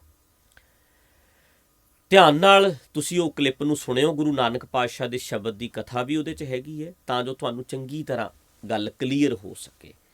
ਕਿਉਂਕਿ ਵੀਰੋ, ਭਰਾਵੋ, ਭੈਣੋ, ਤੁਹਾਡਾ ਬੱਚਾ ਸਕੂਲ ਜਾਂਦਾ, ਟੀਚਰ ਵੇਖਦਾ ਹੈ ਕਿ ਬੱਚਾ ਚੰਗੀ ਤਰ੍ਹਾਂ ਸਮਝ ਰਿਹਾ ਮੇਰੀ ਗੱਲ ਨੂੰ, ਨੰਬਰ ਚੰਗੇ ਲੈ ਰਿਹਾ, ਪੜ੍ਹ ਰਿਹਾ। ਟੀਚਰ ਕਦੇ ਨਹੀਂ ਪੁੱਛਦਾ ਕਿ ਤੇਰੇ ਢਿੱਡ 'ਚ ਪਰੌਂਠਾ ਹੈ ਕਿ ਆਮਲੇਟ ਹੈ। ਤੇਰੀ ਮਾਂ ਨੇ ਤੈਨੂੰ ਆਮਲੇਟ ਖਵਾ ਕੇ ਭੇਜਿਆ ਕਿ ਪਰੌਂਠਾ ਖਵਾ ਕੇ ਭੇਜਿਆ। ਬਾਹਰਲੇ ਦੇਸ਼ਾਂ 'ਚ ਤੇ ਯੂਨੀਫਾਰਮ ਵੀ ਨਹੀਂ ਪਾਉਂਦੇ ਬੱਚੇ, ਕੱਛੇ ਜੇ ਪਾ ਕੇ ਵੀ ਸਕੂਲਾਂ 'ਚ ਜਾ ਵੜਦੇ ਆ, ਲੋਰਾਂ ਜੀਆਂ ਹੀ ਪਾਈਆਂ ਹੁੰਦੀਆਂ। ਸੋ ਕੀ ਪਾਉਣਾ ਹੈ, ਕੀ ਖਾਣਾ ਹੈ, ਤੈਨੂੰ ਆਪ ਵੇਖਣਾ ਪੈਣਾ। ਮਾਂ ਕਿਸੇ ਨੂੰ ਬਾਦੀ ਤੇ ਕਿਸੇ ਨੂੰ ਸਵਾਦੀ। ਤੇਰਾ ਕੀ ਸਵਾਦ ਹੈ, ਕਿਸ ਮਾਹੌਲ 'ਚ ਤੂੰ ਰਹਿੰਦਾ, ਉੱਦਾਂ ਦਾ ਤੂੰ ਖਾਣਾ ਖਾਏਗਾ। ਇਸ ਕਰਕੇ ਕਲੀਅਰ, ਜੇ ਅਸੀਂ ਕਹੀਏ ਵੀ ਖਾ ਲਿਆ ਕਰੋ ਨਾ ਖਾ ਲਿਆ ਕਰੋ, ਇਹ ਤੁਹਾਡੀ ਆਪਣੀ ਇੱਛਾ ਹੈ, ਤੁਹਾਡੀ ਆਪਣੀ ਚੁਆਇਸ ਹੈ। ਤੁਸੀਂ ਉਹ ਕਲਿੱਪ ਜ਼ਰੂਰ ਸੁਣ ਲਿਓ ਸਾਰਾ। ਮਾਸ ਖਾਣ ਵਾਲੇ, ਮਹਾਰਾਜ ਨੇ ਦਿੱਤ ਤੱਕ ਵੀ ਕਹਿ ਦਿੱਤਾ, ਕਹਿੰਦੇ ਉਹ ਪਾਂਡਿਆ, ਜੇ ਮਾਸ ਖਾਣ ਵਾਲਾ ਮਾੜਾ ਹੈ ਉਹਦੇ ਪੈਸੇ ਕਿਉਂ ਲੈਂਦਾ ਹੈ? ਜੇ ਤੈਨੂੰ ਲੱਗਦਾ ਵੀ ਇਹ ਮਾਸ ਖਾਣ ਵਾਲਾ ਬੰਦਾ ਗਲਤ ਹੈ, ਇਹ ਮੀਟ ਖਾ ਕੇ ਆਇਆ, ਫਿਰ ਉਹਦੇ ਕਹਿੰਦੇ ਚੜਾਵਾ ਤੇ ਉਹਦਾ ਫੱਟ ਫੜ ਲੈਂਦੇ ਹੋ। ਤੇ ਗੁਰਦੁਆਰਿਆਂ ਵਿੱਚ ਵੀ ਪੈਸੇ ਇੱਦਾਂ ਹੀ ਆਉਂਦੇ ਆ। ਕਿਸੇ ਨੇ ਨਹੀਂ ਕਿਹਾ ਤੂੰ ਤਾਂ ਮਾਸ ਖਾਣਾ, ਤੂੰ ਚੜਾਵਾ ਕਿਉਂ ਲੈ ਕੇ ਆਇਆ? ਸੋ ਪਾਤਸ਼ਾਹ ਦੇ ਤਾਂ ਬੜੇ ਕਮਾਲ ਦੇ ਇਹਦੇ ਤੇ ਤਰਕ ਨੇ। ਗੁਰੂ ਨਾਨਕ ਦੇ ਸਿੱਖਾਂ ਸੀ, ਉਹਨਾਂ ਨੇ ਸਵਾਲ ਕੀਤੇ ਨੇ ਬੜੇ। ਸੋ ਕੀ ਖਾਣਾ, ਕੀ ਪਹਿਨਣਾ। ਹੁਣ ਨਾਲ ਇੱਕ ਗੱਲ ਹੋਰ ਸਮਝ ਲੈਣਾ, ਪਤਾ ਨਹੀਂ ਕਿੰਨੇ ਗਰੀਬਾਂ ਦਾ ਮਾਸ ਖੂਨ ਪੀ ਗਏ ਲੋਕ ਇੱਥੇ ਜੀ, ਲੁੱਟ ਕੇ ਖਾ ਗਏ। ਉੱਦਾਂ ਉਹ ਕਹਿੰਦੇ ਨੇ ਕਿ ਅਸੀਂ ਜੀ ਮਾਸ ਨਹੀਂ ਖਾਂਦੇ, ਪਰ ਉਹਨਾਂ ਨੇ ਕੱਚਾ ਮਾਸ ਪਤਾ ਨਹੀਂ ਕਿੰਨਾ ਕੁ ਖਾ ਲਿਆ। ਕਿੱਥੇ ਉਹ ਜੀਭਾਂ ਮਾਰਦੇ ਨੇ ਜੀ, ਕੀ ਕਰਦੇ ਨੇ। ਗੱਲ ਉਹਨਾਂ ਦੀ ਕਰੀਏ ਅਸੀਂ। ਇਨਸਾਨ ਦਾ ਖੂਨ ਪੀਤਾ ਜਾ ਰਿਹਾ, ਇੱਥੇ ਲੁੱਟ ਕੇ ਖਾਧਾ ਜਾ ਰਿਹਾ। ਪੰਜਾਬ ਸਾਰੇ ਦਾ ਖੂਨ ਪੀ ਗਏ ਆ, ਤੇ ਬੰਦੇ ਕਹਿੰਦੇ ਮੈਂ ਤਾਂ ਵੈਜੀਟੇਰੀਅਨ ਹਾਂ ਜੀ, ਸਾਰੇ ਪੰਜਾਬ ਨੂੰ ਲੁੱਟ ਕੇ ਖਾ ਗਿਆ। ਵੈਜੀਟੇਰੀਅਨ ਕਿੱਧਰ ਦਾ ਹੋ ਗਿਆ ਏ? ਮੈਂ ਮਾਸ ਨਹੀਂ ਖਾਂਦਾ, ਅਸੀਂ ਤੇ ਅੰਮ੍ਰਿਤ ਧਾਰੀ ਹਾਂ ਤੇ ਗੁਰੂ ਦੇ ਸਿੱਖ ਬਣ ਗਏ, ਮੈਂ ਮਾਸ ਨਹੀਂ ਖਾਂਦਾ। ਲੁੱਟ ਕੇ ਖਾ ਗਏ ਸਾਰੇ ਪੰਜਾਬ ਨੂੰ, ਖੂਨ ਪੀ ਗਏ ਗਰੀਬਾਂ ਦਾ। ਕਾਹਦਾ ਵੈਜੀਟੇਰੀਅਨ ਹੋਇਆ? ਸੋ ਸਹੀ ਬੰਦਾ ਕੀ ਹੈ? ਵੈਜੀਟੇਰੀਅਨ ਮਤਲਬ ਹੈ ਕੀ? ਇਹ ਤਾਂ ਸਮਝ ਤਾਂ ਲਓ। ਜੇ ਮੁਰਗੇ ਦਾ ਖੂਨ ਨਹੀਂ ਪੀਤਾ, ਬੱਕਰੇ ਦਾ ਖੂਨ ਨਹੀਂ ਪੀਤਾ, ਇਨਸਾਨਾਂ ਦਾ ਖੂਨ ਪੀ ਗਏ, ਤੁਹਾਨੂੰ ਸਾਰੀ ਪਿਕਚਰ ਵੇਖਣੀ ਪੈਣੀ। ਰੱਜ ਕੇ ਵਿਗੜਿਆ ਹੋਇਆ ਬੰਦਾ ਤੇ ਇੱਕ ਬੰਦੇ ਮਾਸ ਤੋਂ ਬਿਨਾਂ ਅਮਰੀਕਾ ਕੈਨੇਡਾ ਦੇ ਵਿੱਚ ਬੜੇ ਲੋਕ ਨੇ, ਕਦੇ ਬਚਦੇ ਨਹੀਂ, ਪਰ ਬੜੀਆਂ ਕਾਢਾਂ ਕੱਢੀਆਂ ਨੇ, ਕਦੇ ਇੰਨੀ ਹੇਰਾ ਫੇਰੀ ਨਹੀਂ ਕੀਤੀ ਇੱਕ ਪੈਸੇ ਦੀ ਕਿਤੇ ਉਹਨਾਂ ਨੇ। ਇਨਸਾਨੀਅਤ ਜਾਗਦੀ ਹੈ ਤੇ ਮੀਟ ਬਿਨਾਂ ਰਹਿ ਨਹੀਂ ਸਕਦੇ। ਉਹਨੂੰ ਕੀ ਕਹੋਗੇ? ਇਹ ਜੀ ਮਾਸਾਹਾਰੀ ਹੈ। ਆਹ ਬੰਦਾ ਤੇ ਜਿਹੜਾ ਪੰਜਾਬ 'ਚ ਰਹਿੰਦਾ ਹੈ, ਉੱਪਰ ਦੀ ਕਿਰਪਾਨ ਪਾਈ ਹੈ, ਸਾਡੇ ਇਹ ਬੜੇ ਵੱਡੇ ਲੀਡਰ ਨੇ, ਇਹ ਬੰਦਾ ਚੰਗਾ ਹੈ, ਇਹ ਮਾਸ ਨਹੀਂ ਖਾਂਦਾ, ਪਰ ਇਹ ਖੂਨ ਪੀ ਗਿਆ ਲੋਕਾਂ ਦਾ, ਲੁੱਟ ਕੇ ਪੀ ਗਿਆ। ਉਸ ਬੰਦੇ ਨੇ ਕਦੇ ਕਿਸੇ ਦਾ, ਇਨਸਾਨ ਦਾ ਖੂਨ ਨਹੀਂ ਪੀਤਾ, ਧੋਖਾ ਨਹੀਂ ਕੀਤਾ, ਦਿੱਤਾ ਹੀ ਹੋਣਾ। ਫਿਰ ਸਮਝ ਆਏਗੀ ਵੀ ਹਾਂ ਯਾਰ, ਸਾਡਾ ਹੀ ਨਜ਼ਰੀਆ ਗਲਤ ਸੀ। ਮੈਂ ਹੀ ਐਨਕ ਗਲਤ ਲਾਈ ਫਿਰਦਾ ਵੇਖਣ ਵਾਲੀ। ਮੈਂ ਹਮੇਸ਼ਾ ਬਾਹਰੋਂ ਵੇਖ ਕੇ ਖੁਸ਼ ਹੋ ਜਾਂਦਾ। ਇਹ ਵਿਸ਼ੇ ਨੂੰ ਜਰਾ ਕੁ ਧਿਆਨ ਨਾਲ ਵਿਚਾਰ ਲਿਓ। ਮੈਂ ਵੀ ਵਿਚਾਰ ਲਾਂਗਾ, ਹੋਰ ਵਿਆਖਿਆ ਜਿੰਨੀ ਮਰਜ਼ੀ ਕਰਾ ਲਓ, ਕਰ ਲਾਂਗੇ, ਸ਼ਬਦ ਦੀ ਵਿਆਖਿਆ ਵੀ ਕਰ ਲਾਂਗੇ, ਸੁਣ ਵੀ ਲਓ, ਪਰ ਬੜਾ ਜਿਹਾ ਦਿਮਾਗ ਲੜਾਓ ਆਪਣਾ। ਰੱਜ ਕੇ ਲੋਕਾਂ ਦਾ ਖੂਨ ਪੀ ਗਏ, ਹੈ ਵੈਜੀਟੇਰੀਅਨ ਨੇ। ਤੇ ਕਈਆਂ ਨੇ ਮੀਟ ਮੁਰਗੇ ਬਥੇਰੇ ਖਾਧੇ ਨੇ, ਕਿਸੇ ਨੂੰ ਇੱਕ ਖਰੋਚ ਤੱਕ ਨਹੀਂ ਮਾਰੀ, ਕਿਸੇ ਨਾਲ ਧੋਖਾ ਨਹੀਂ ਕੀਤਾ, ਬੰਦੇ ਨਾਲ ਕਿਸੇ ਦਾ ਖੂਨ ਨਹੀਂ ਪੀਤਾ, ਫਾਇਦਾ ਹੀ ਕੀਤਾ, ਸਮਾਜ ਦਾ ਭਲਾ ਹੀ ਕੀਤਾ, ਪਰਉਪਕਾਰ ਹੀ ਕੀਤਾ, ਇਨਸਾਨੀਅਤ ਵਾਸਤੇ ਬਹੁਤ ਕੁਝ ਕਰ ਗਏ ਬੰਦੇ। ਇਹ ਧਿਆਨ ਰੱਖਣਾ। ਅਗਲਾ ਸਵਾਲ। ਹਾਂਜੀ, ਕਿਤਾਬਾਂ ਬਹੁਤ ਪੜ੍ਹਦਾ ਪਰ ਅਸਰ ਨਹੀਂ ਹੁੰਦਾ, ਉਹਦਾ ਕਾਰਨ ਫਿਰ ਕੀ ਆ? ਕੋਈ ਹੋਰ ਅਸਰ ਹੋ ਗਿਆ ਹੋਣਾ। ਹਾਂਜੀ, ਮੰਨ ਲਓ ਮੈਂ ਆਪਣੀ ਗੱਲ ਕਰਦਾ, ਮੇਰੇ ਤੇ ਵੀ ਕਿਤਾਬਾਂ ਦਾ ਕੋਈ ਅਸਰ ਨਹੀਂ ਹੁੰਦਾ, ਕਿਉਂਕਿ ਸਾਡੇ ਤੇ ਕੋਈ ਹੋਰ ਗੱਲ ਦਾ ਅਸਰ ਹੈ। ਜਿਹੜੀਆਂ ਗੱਲਾਂ ਦਾ ਸਾਡੇ ਤੇ ਅਸਰ ਹੈ ਉਹਦੇ ਬਾਰੇ ਕਿਤਾਬਾਂ ਹੈ ਨਹੀਂ। ਠੀਕ ਹੈ ਨਾ? ਅਸੀਂ ਜਿਹੜੇ ਸਿਸਟਮ ਨੂੰ ਮੰਨਦਾ, ਮੈਂ ਮੰਨਦਾ, ਜਾਂ ਜੋ ਅਸੀਂ ਸੋਚਦੇ ਹਾਂ, ਉਹਦੇ ਉੱਤੇ ਤਾਂ ਕੋਈ ਕਿਤਾਬ ਹੀ ਨਹੀਂ ਛਪੀ। ਲਾਇਬ੍ਰੇਰੀ 'ਚ ਮੈਂ ਜਾਂਦਾ, ਕਿਤਾਬਾਂ ਚੱਕਦਾ, ਵੇਖਦਾ, ਆ ਵੀ ਯਾਰ, ਆ ਵੀ ਇਹੀ ਰੱਖੀ ਜਾਂਦਾ। ਕਿਸੇ ਵੇਲੇ ਉਹਨਾਂ 'ਤੇ ਨਿਸ਼ਾਨੀਆਂ ਲਾਈਆਂ ਸੀ, ਪੜ੍ਹੀਆਂ ਸੀ, ਹੁਣ ਉਹ ਹਾਸਾ ਲੱਗਦਾ, ਕਿਉਂਕਿ ਹੁਣ ਹੋਰ ਕਿਸੇ ਗੱਲ ਦਾ ਅਸਰ ਹੋਰ ਕਿਸੇ ਗੱਲ ਦਾ। ਭਰਾਵਾ, ਜੇ ਤੇਰੇ ਤੇ ਕਿਤਾਬਾਂ ਅਸਰ ਨਹੀਂ ਕਰਦੀਆਂ, ਤਾਂ ਮਤਲਬ ਤੇਰੇ ਤੇ ਕਿਸੇ ਹੋਰ ਗੱਲ ਦਾ ਅਸਰ ਹੈ, ਜਿੱਥੇ ਤੇਰਾ ਮਨ ਲੱਗਦਾ ਹੋਣਾ। ਨਾ ਕੀ ਹੈ? ਨਾਂ ਨਹੀਂ ਲਿਖਿਆ ਯਾਰ, ਉਹ ਨਾਂ ਲਿਖਿਆ ਕਰੋ। ਫਿਰ ਅਸਰ ਤੁਹਾਡੇ ਤੇ ਕਿਸੇ ਹੋਰ ਗੱਲ ਦਾ। ਉਹ ਜਿਹੜੀ ਗੱਲ ਦਾ ਅਸਰ ਹੈ, ਉਹ ਵੇਖ ਕਿਹੜੀ ਗੱਲ ਦਾ। ਸਿੱਧੀ ਜੀ ਗੱਲ ਹੈ, ਨਿਆਣਾ ਆਸ਼ਕੀ 'ਚ ਪੈ ਜੇ, ਹਾਂਜੀ, ਗ੍ਰੈਜੂਏਸ਼ਨ ਕਰ ਰਿਹਾ, ਆਸ਼ਕੀ 'ਚ ਪੈ ਗਿਆ, ਉਹ ਕਹੀ ਜਾਂਦੀ ਜਾਨੂ ਸੌਂ ਗਿਆ, ਜਾਨੂ ਉੱਠ ਪਿਆ, ਜਾਨੂ ਨੇ ਰੋਟੀ ਖਾ ਲਈ ਜੀ, ਏਦਾਂ ਹੀ ਹੋਈ ਜਾਂਦਾ ਹੈ। ਬਿਲਕੁਲ। ਤੇ ਫਿਰ ਉਹਦੇ ਤੇ ਕਿਤਾਬਾਂ ਦਾ ਅਸਰ ਹੁੰਦਾ, ਫਿਰ ਉਦੋਂ ਪੜ੍ਹਾਈ ਤਾਂ ਉਹਦੀ ਛੁੱਟ ਜਾਂਦੀ ਹੈ। ਨਾ ਮਾਂ ਦਾ ਅਸਰ ਹੁੰਦਾ, ਨਾ ਫਿਰ ਪਿਓ ਦਾ ਅਸਰ ਹੁੰਦਾ। ਠੀਕ ਹੈ? ਨਹੀਂ ਹੁੰਦਾ। ਜਿੰਨੇ ਮਰਜ਼ੀ ਗਿਆਨੀ ਹੋਣ, ਉਹਨੂੰ ਫਿਰ ਕਿਸੇ ਦਾ ਅਸਰ ਨਹੀਂ ਹੁੰਦਾ। ਹਾਂਜੀ, ਇਹਦਾ ਮਤਲਬ ਉਹਦੇ ਤੇ ਕਿਸੇ ਹੋਰ ਦਾ ਅਸਰ ਹੈ। ਹੁਣ ਤੁਸੀਂ ਇਹ ਦੱਸੋ ਵੀ ਤੇਰੇ ਤੇ ਕਿਹਦਾ ਅਸਰ ਹੈ? ਹੁਣ ਜੇ ਤੂੰ ਲਾਈਵ ਬੋਲਦਾ ਹੋਵੇਂ, ਫਿਰ ਮੈਂ ਤੈਨੂੰ ਪੁੱਛਾਂ ਵੀ ਕਿਹਦਾ ਅਸਰ ਹੈ ਫਿਰ ਤੇਰੇ ਤੇ? ਸੋ ਇਹ ਟੌਪਿਕ ਨੇ, ਤੁਸੀਂ ਆਪਣੇ ਪਰਸਨਲ ਮੈਟਰ ਇਹਨੂੰ ਸੋਚੋ ਵੀ ਕਿਹੜੀ ਚੀਜ਼ ਦਾ ਮੇਰੇ ਤੇ ਅਸਰ ਜ਼ਿਆਦਾ, ਹਾਵੀ ਕੀ ਹੈ, ਉਹਨੂੰ ਠੀਕ ਕਰ, ਉਹਨੂੰ ਮੇਨਟੇਨ ਕਰ, ਬੈਲੈਂਸ ਕਰ। ਜਿਹੜਾ ਜ਼ਿਆਦਾ ਤੇਰੇ ਸਿਰ ਤੇ ਚੜ੍ਹ ਗਿਆ ਜਾਂ ਚੜ੍ਹ ਗਈ ਹੈ, ਉਹਨੂੰ ਲਾ, ਦੂਜਿਆਂ ਨੂੰ ਵੀ ਸੁਣ ਲੈ ਮਾੜਾ ਮੋਟਾ। ਇਹ ਤੈਨੂੰ ਖੁਦ ਕਰਨਾ ਪੈਣਾ। ਹਾਂਜੀ, ਤਕਰੀਬਨ ਹਰ ਬੰਦੇ ਦਾ ਹੀ ਸਵਾਲ, ਕੋਈ ਨਾ ਕੋਈ ਮੁਸੀਬਤ, ਕੋਈ ਨਾ ਕੋਈ ਗੱਲਬਾਤ ਇੱਦਾਂ ਮਨ 'ਚ ਖੜਕਦੀ ਰਹਿੰਦੀ ਹੈ। ਐਵੇਂ ਕਿਸੇ ਨੇ ਸਵਾਲ ਕੀਤਾ ਵੀ ਮੈਂ ਦੁਖੀ ਰਹਿਣਾ ਤੇ ਮੈਂ ਕਰਾਂ ਕੀ? ਹੁਣ ਥੋੜ੍ਹੀਆਂ ਗੱਲਾਂ ਤੇ ਹਰ ਬੰਦੇ ਦੀ ਜ਼ਿੰਦਗੀ 'ਚ ਚਲੋ ਚੱਲਦੀਆਂ ਰਹਿੰਦੀਆਂ, ਪਰ ਇਹ ਕਹਿੰਦਾ ਮੈਂ ਬਹੁਤ ਦੁਖੀ ਹਾਂ, ਹੁਣ ਕਰਾਂ ਕੀ? ਸੱਚੀ ਯਾਰ, ਜੇ ਹੁਣ ਮੰਨ ਲਓ ਇਹ ਬੰਦਾ ਆਪਣੇ ਸਾਹਮਣੇ, ਆਪਾਂ ਇਹਨਾਂ ਗੱਲ ਕਰੀਏ, ਹਾਂਜੀ, ਵੀ ਯਾਰ ਕਿਹੜੇ ਤੇਰੀ ਜ਼ਿੰਦਗੀ 'ਚ ਦੁੱਖ ਨੇ ਜੀ, ਤੇ ਤੇਰੇ ਨਾਲੋਂ 1000 ਗੁਣਾ ਜ਼ਿਆਦਾ ਇੱਥੇ ਬੰਦੇ ਹੈਗੇ ਜਿਨ੍ਹਾਂ ਦੀ ਜ਼ਿੰਦਗੀ 'ਚ ਦੁੱਖ, ਵੱਡੇ ਦੁੱਖ। ਹੋ ਸਕਦਾ ਬੰਦੇ ਕੋਲੇ ਘਰ ਆਪਣਾ ਹੋਵੇ, ਪਰ ਬੜਿਆਂ ਕੋਲ ਘਰ ਹੈ ਨਹੀਂ। ਹੋ ਸਕਦਾ ਬੰਦੇ ਕੋਲੇ ਬੱਚੇ ਹੋਣ, ਜਾਂ ਇਹਦਾ ਸਰੀਰ ਠੀਕ ਹੋਵੇ, ਤੰਦਰੁਸਤੀ ਇਸ ਬੰਦੇ ਕੋਲ ਹੋਵੇ। ਕਈਆਂ ਬੰਦਿਆਂ ਕੋਲ ਤੰਦਰੁਸਤੀ ਹੈ ਨਹੀਂ, ਕੈਂਸਰ ਨਾਲ ਮਰਨ ਵਾਲੇ ਨੇ, ਡਾਕਟਰ ਨੇ ਦੱਸਿਆ ਹੋਇਆ ਮਰਨ ਵਾਲਾ ਹੈ। ਕਈ ਇੱਦਾਂ ਦੇ ਵੀ ਹੈਗੇ ਨੇ। ਤਾਂ ਕਰਕੇ ਦੁਖੀ ਤੋਂ ਦੁਖੀ ਦੁਨੀਆ ਪਈ ਹੈ, ਇੱਕ ਤੋਂ ਇੱਕ ਦੁਖੀ ਪਏ ਨੇ। ਪਰ ਲੋੜ ਹੁੰਦੀ ਆ ਆਪਣੇ ਆਪ ਨੂੰ ਕਾਇਮ ਕਰਨ ਦੀ। ਤੂੰ ਛੱਡ ਯਾਰ, ਤੂੰ ਦੁਖੀ ਦੀ ਗੱਲ ਕਰਦਾ, ਤੂੰ ਸੁਖੀ ਦੱਸ ਕਿਹੜਾ? ਤੂੰ ਦੁਖੀ ਰਹਿੰਦਾ। ਪਰ ਐਦਾਂ ਸੁਣਿਆ ਤੁਸੀਂ, ਮੈਂ ਬਹੁਤ ਸੁਖੀ ਰਹਿੰਦਾ? ਕੋਈ ਵੀ ਨਹੀਂ ਕਹਿੰਦਾ। ਸੁਖੀ ਕੋਲ ਵੀ ਬਹੁਤ ਦੁੱਖ ਹੈਗੇ ਨੇ, ਹੈਗੇ, ਉਹਦੇ ਕੋਲ ਆਪਣੇ ਦੁੱਖ ਨੇ। ਜੀ, ਜਿਵੇਂ ਮਹਾਰਾਜ ਕਹਿੰਦੇ ਵੀ ਜਿਸ ਗ੍ਰਹਿ ਬਹੁਤ ਤਿਸੈ ਗ੍ਰਹਿ ਚਿੰਤਾ, ਜਿਸ ਗ੍ਰਹਿ ਥੋੜੀ ਸੋ ਫਿਰੈ ਪਰਮੰਤਾ। ਜ਼ਿਆਦਾ ਹੈ ਉਹ ਵੀ ਹਾਂਜੀ, ਚਿੰਤਾ ਚ, ਚਿੰਤਾ ਚ, ਜਿਹਦੇ ਕੋਲ ਹੈ ਨਹੀਂ ਉਹ ਵੀ ਉਹ ਵੀ ਦੁਖੀ ਹੈ। ਦੁਖੀ ਹੈ। ਤਾਂ ਕਰਕੇ ਸੁੱਖ ਤੇ ਆਪਣੇ ਮਨ ਦਾ ਟਿਕਾ ਆ, ਹਾਂਜੀ, ਕਿੱਥੇ ਕੁ ਖੜਦਾ ਹੈ। ਬਿਲਕੁਲ।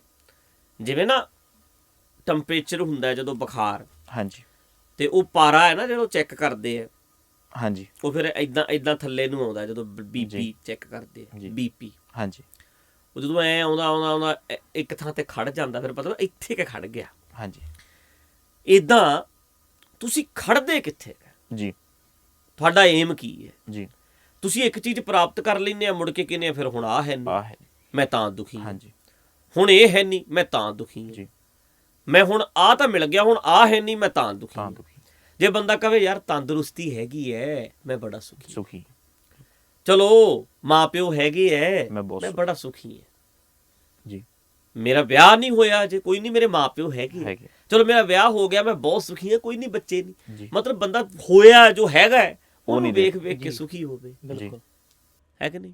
ਕਾਇਮ ਹੋ, ਸੁਖੀ ਹੋ ਭਾਈ, ਸੁਖੀ ਤੂੰ ਹੋਣਾ ਹੈ। ਮੈਂ ਬਹੁਤ ਦੁਖੀ ਹਾਂ, ਨਹੀਂ, ਇਹ ਬੜੀ ਨੈਗੇਟਿਵਿਟੀ ਹੈ। ਕਲਗੀਆਂ ਵਾਲੇ ਪਾਤਸ਼ਾਹ ਦੇ ਅਸੀਂ ਬੱਚੇ ਆ, ਕੰਡਿਆਂ ਤੇ ਪੈ ਕੇ ਵੀ ਕਹਿੰਦੇ ਮੈਂ ਬੜਾ ਸੁਖੀ ਹਾਂ। ਸਿਰਫ ਵੇਖੋ, ਬੜੇ ਖੁਸ਼ ਸੀ, ਕਿੰਨਾ ਹਾਲਾਤਾਂ ਦੇ ਵਿੱਚੋਂ ਨਿਕਲੇ ਹੈ, ਪਰ ਫਿਰ ਵੀ ਆਪਣੇ ਆਪ ਨੂੰ ਖੁਸ਼ ਰੱਖਿਆ। ਅਸੀਂ ਉਹਨਾਂ ਦੇ ਬੱਚੇ ਹਾਂ। ਖੁਸ਼ ਰਹੋ, ਕਾਇਮ ਹੋ, ਸੁਖੀ ਆ, ਇਹ ਕਹਿਣਾ ਸ਼ੁਰੂ ਕਰ ਤੇ ਸੁਖੀ ਹੋ ਵੀ ਜਾਏਗਾ। ਬੜਾ ਕੁਝ ਤੇਰੇ ਕੋਲ ਹੈਗਾ ਜਿਹੜਾ ਤੈਨੂੰ ਦਿਸ ਨਹੀਂ ਰਿਹਾ। ਆਪਣਾ ਨਜ਼ਰੀਆ ਬਦਲ। ਜੀ।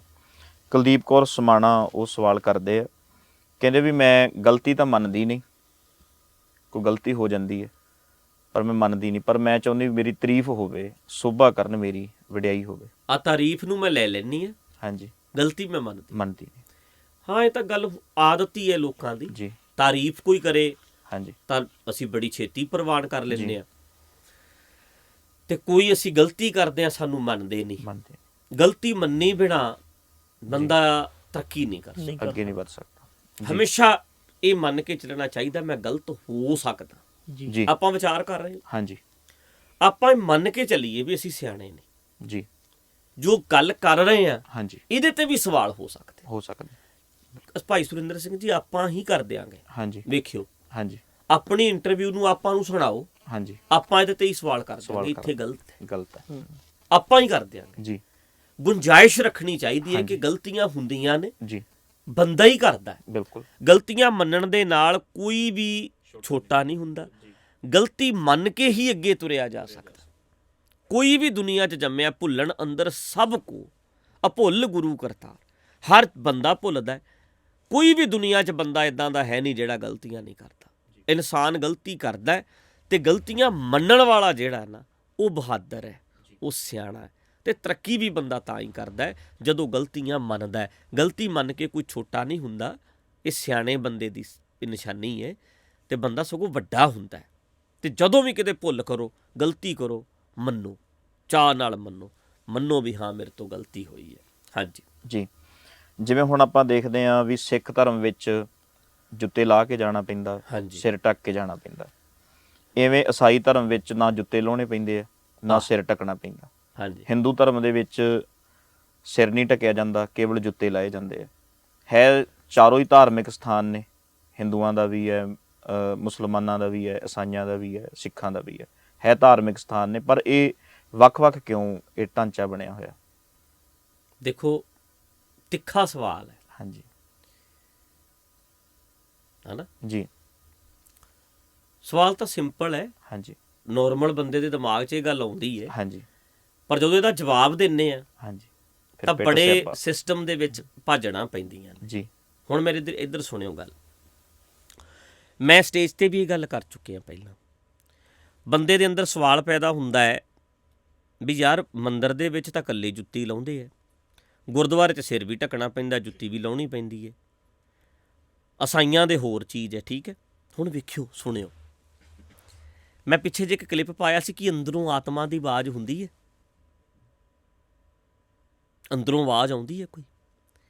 ਇੰਨਾ ਫਿੱਟ ਕੀਤਾ ਸਿਸਟਮ ਕਿ ਜੇ ਤੂੰ ਸ਼ਰਾਬ ਦੀ ਬੋਤਲ ਅੰਦਰ ਲੈ ਕੇ ਗੁਰਦੁਆਰੇ ਜਾ ਰਿਹਾ ਹੋਏਗਾ, ਤੈਨੂੰ ਇੱਕਦਮ ਅੰਦਰੋਂ ਆਵਾਜ਼ ਆਉਣੀ ਹੈ, ਕੀ ਕਰਨ ਲੱਗਾ ਹੈ? ਪਾਪ ਹੈ।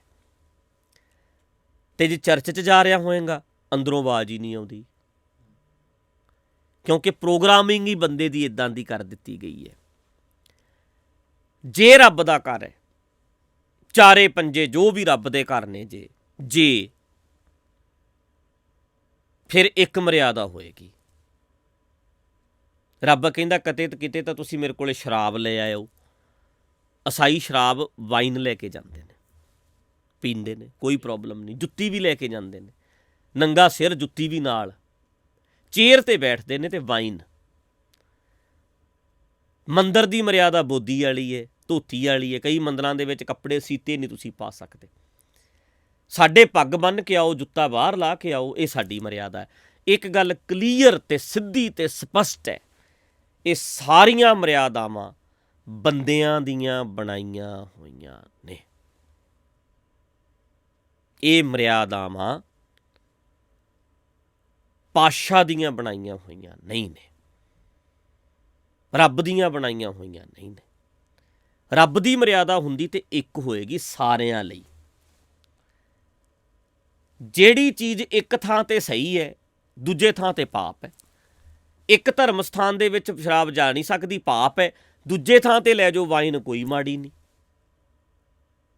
ਇੱਕ ਥਾਂ ਤੇ ਅੰਦਰ ਬੱਕਰਾ ਆ ਰਿਹਾ, ਦੂਜੇ ਥਾਂ ਦੇ ਉੱਤੇ ਵੱਢਿਆ ਜਾ ਰਿਹਾ, ਦੂਜੀ ਥਾਂ ਤੇ ਪਾਪ ਹੈ।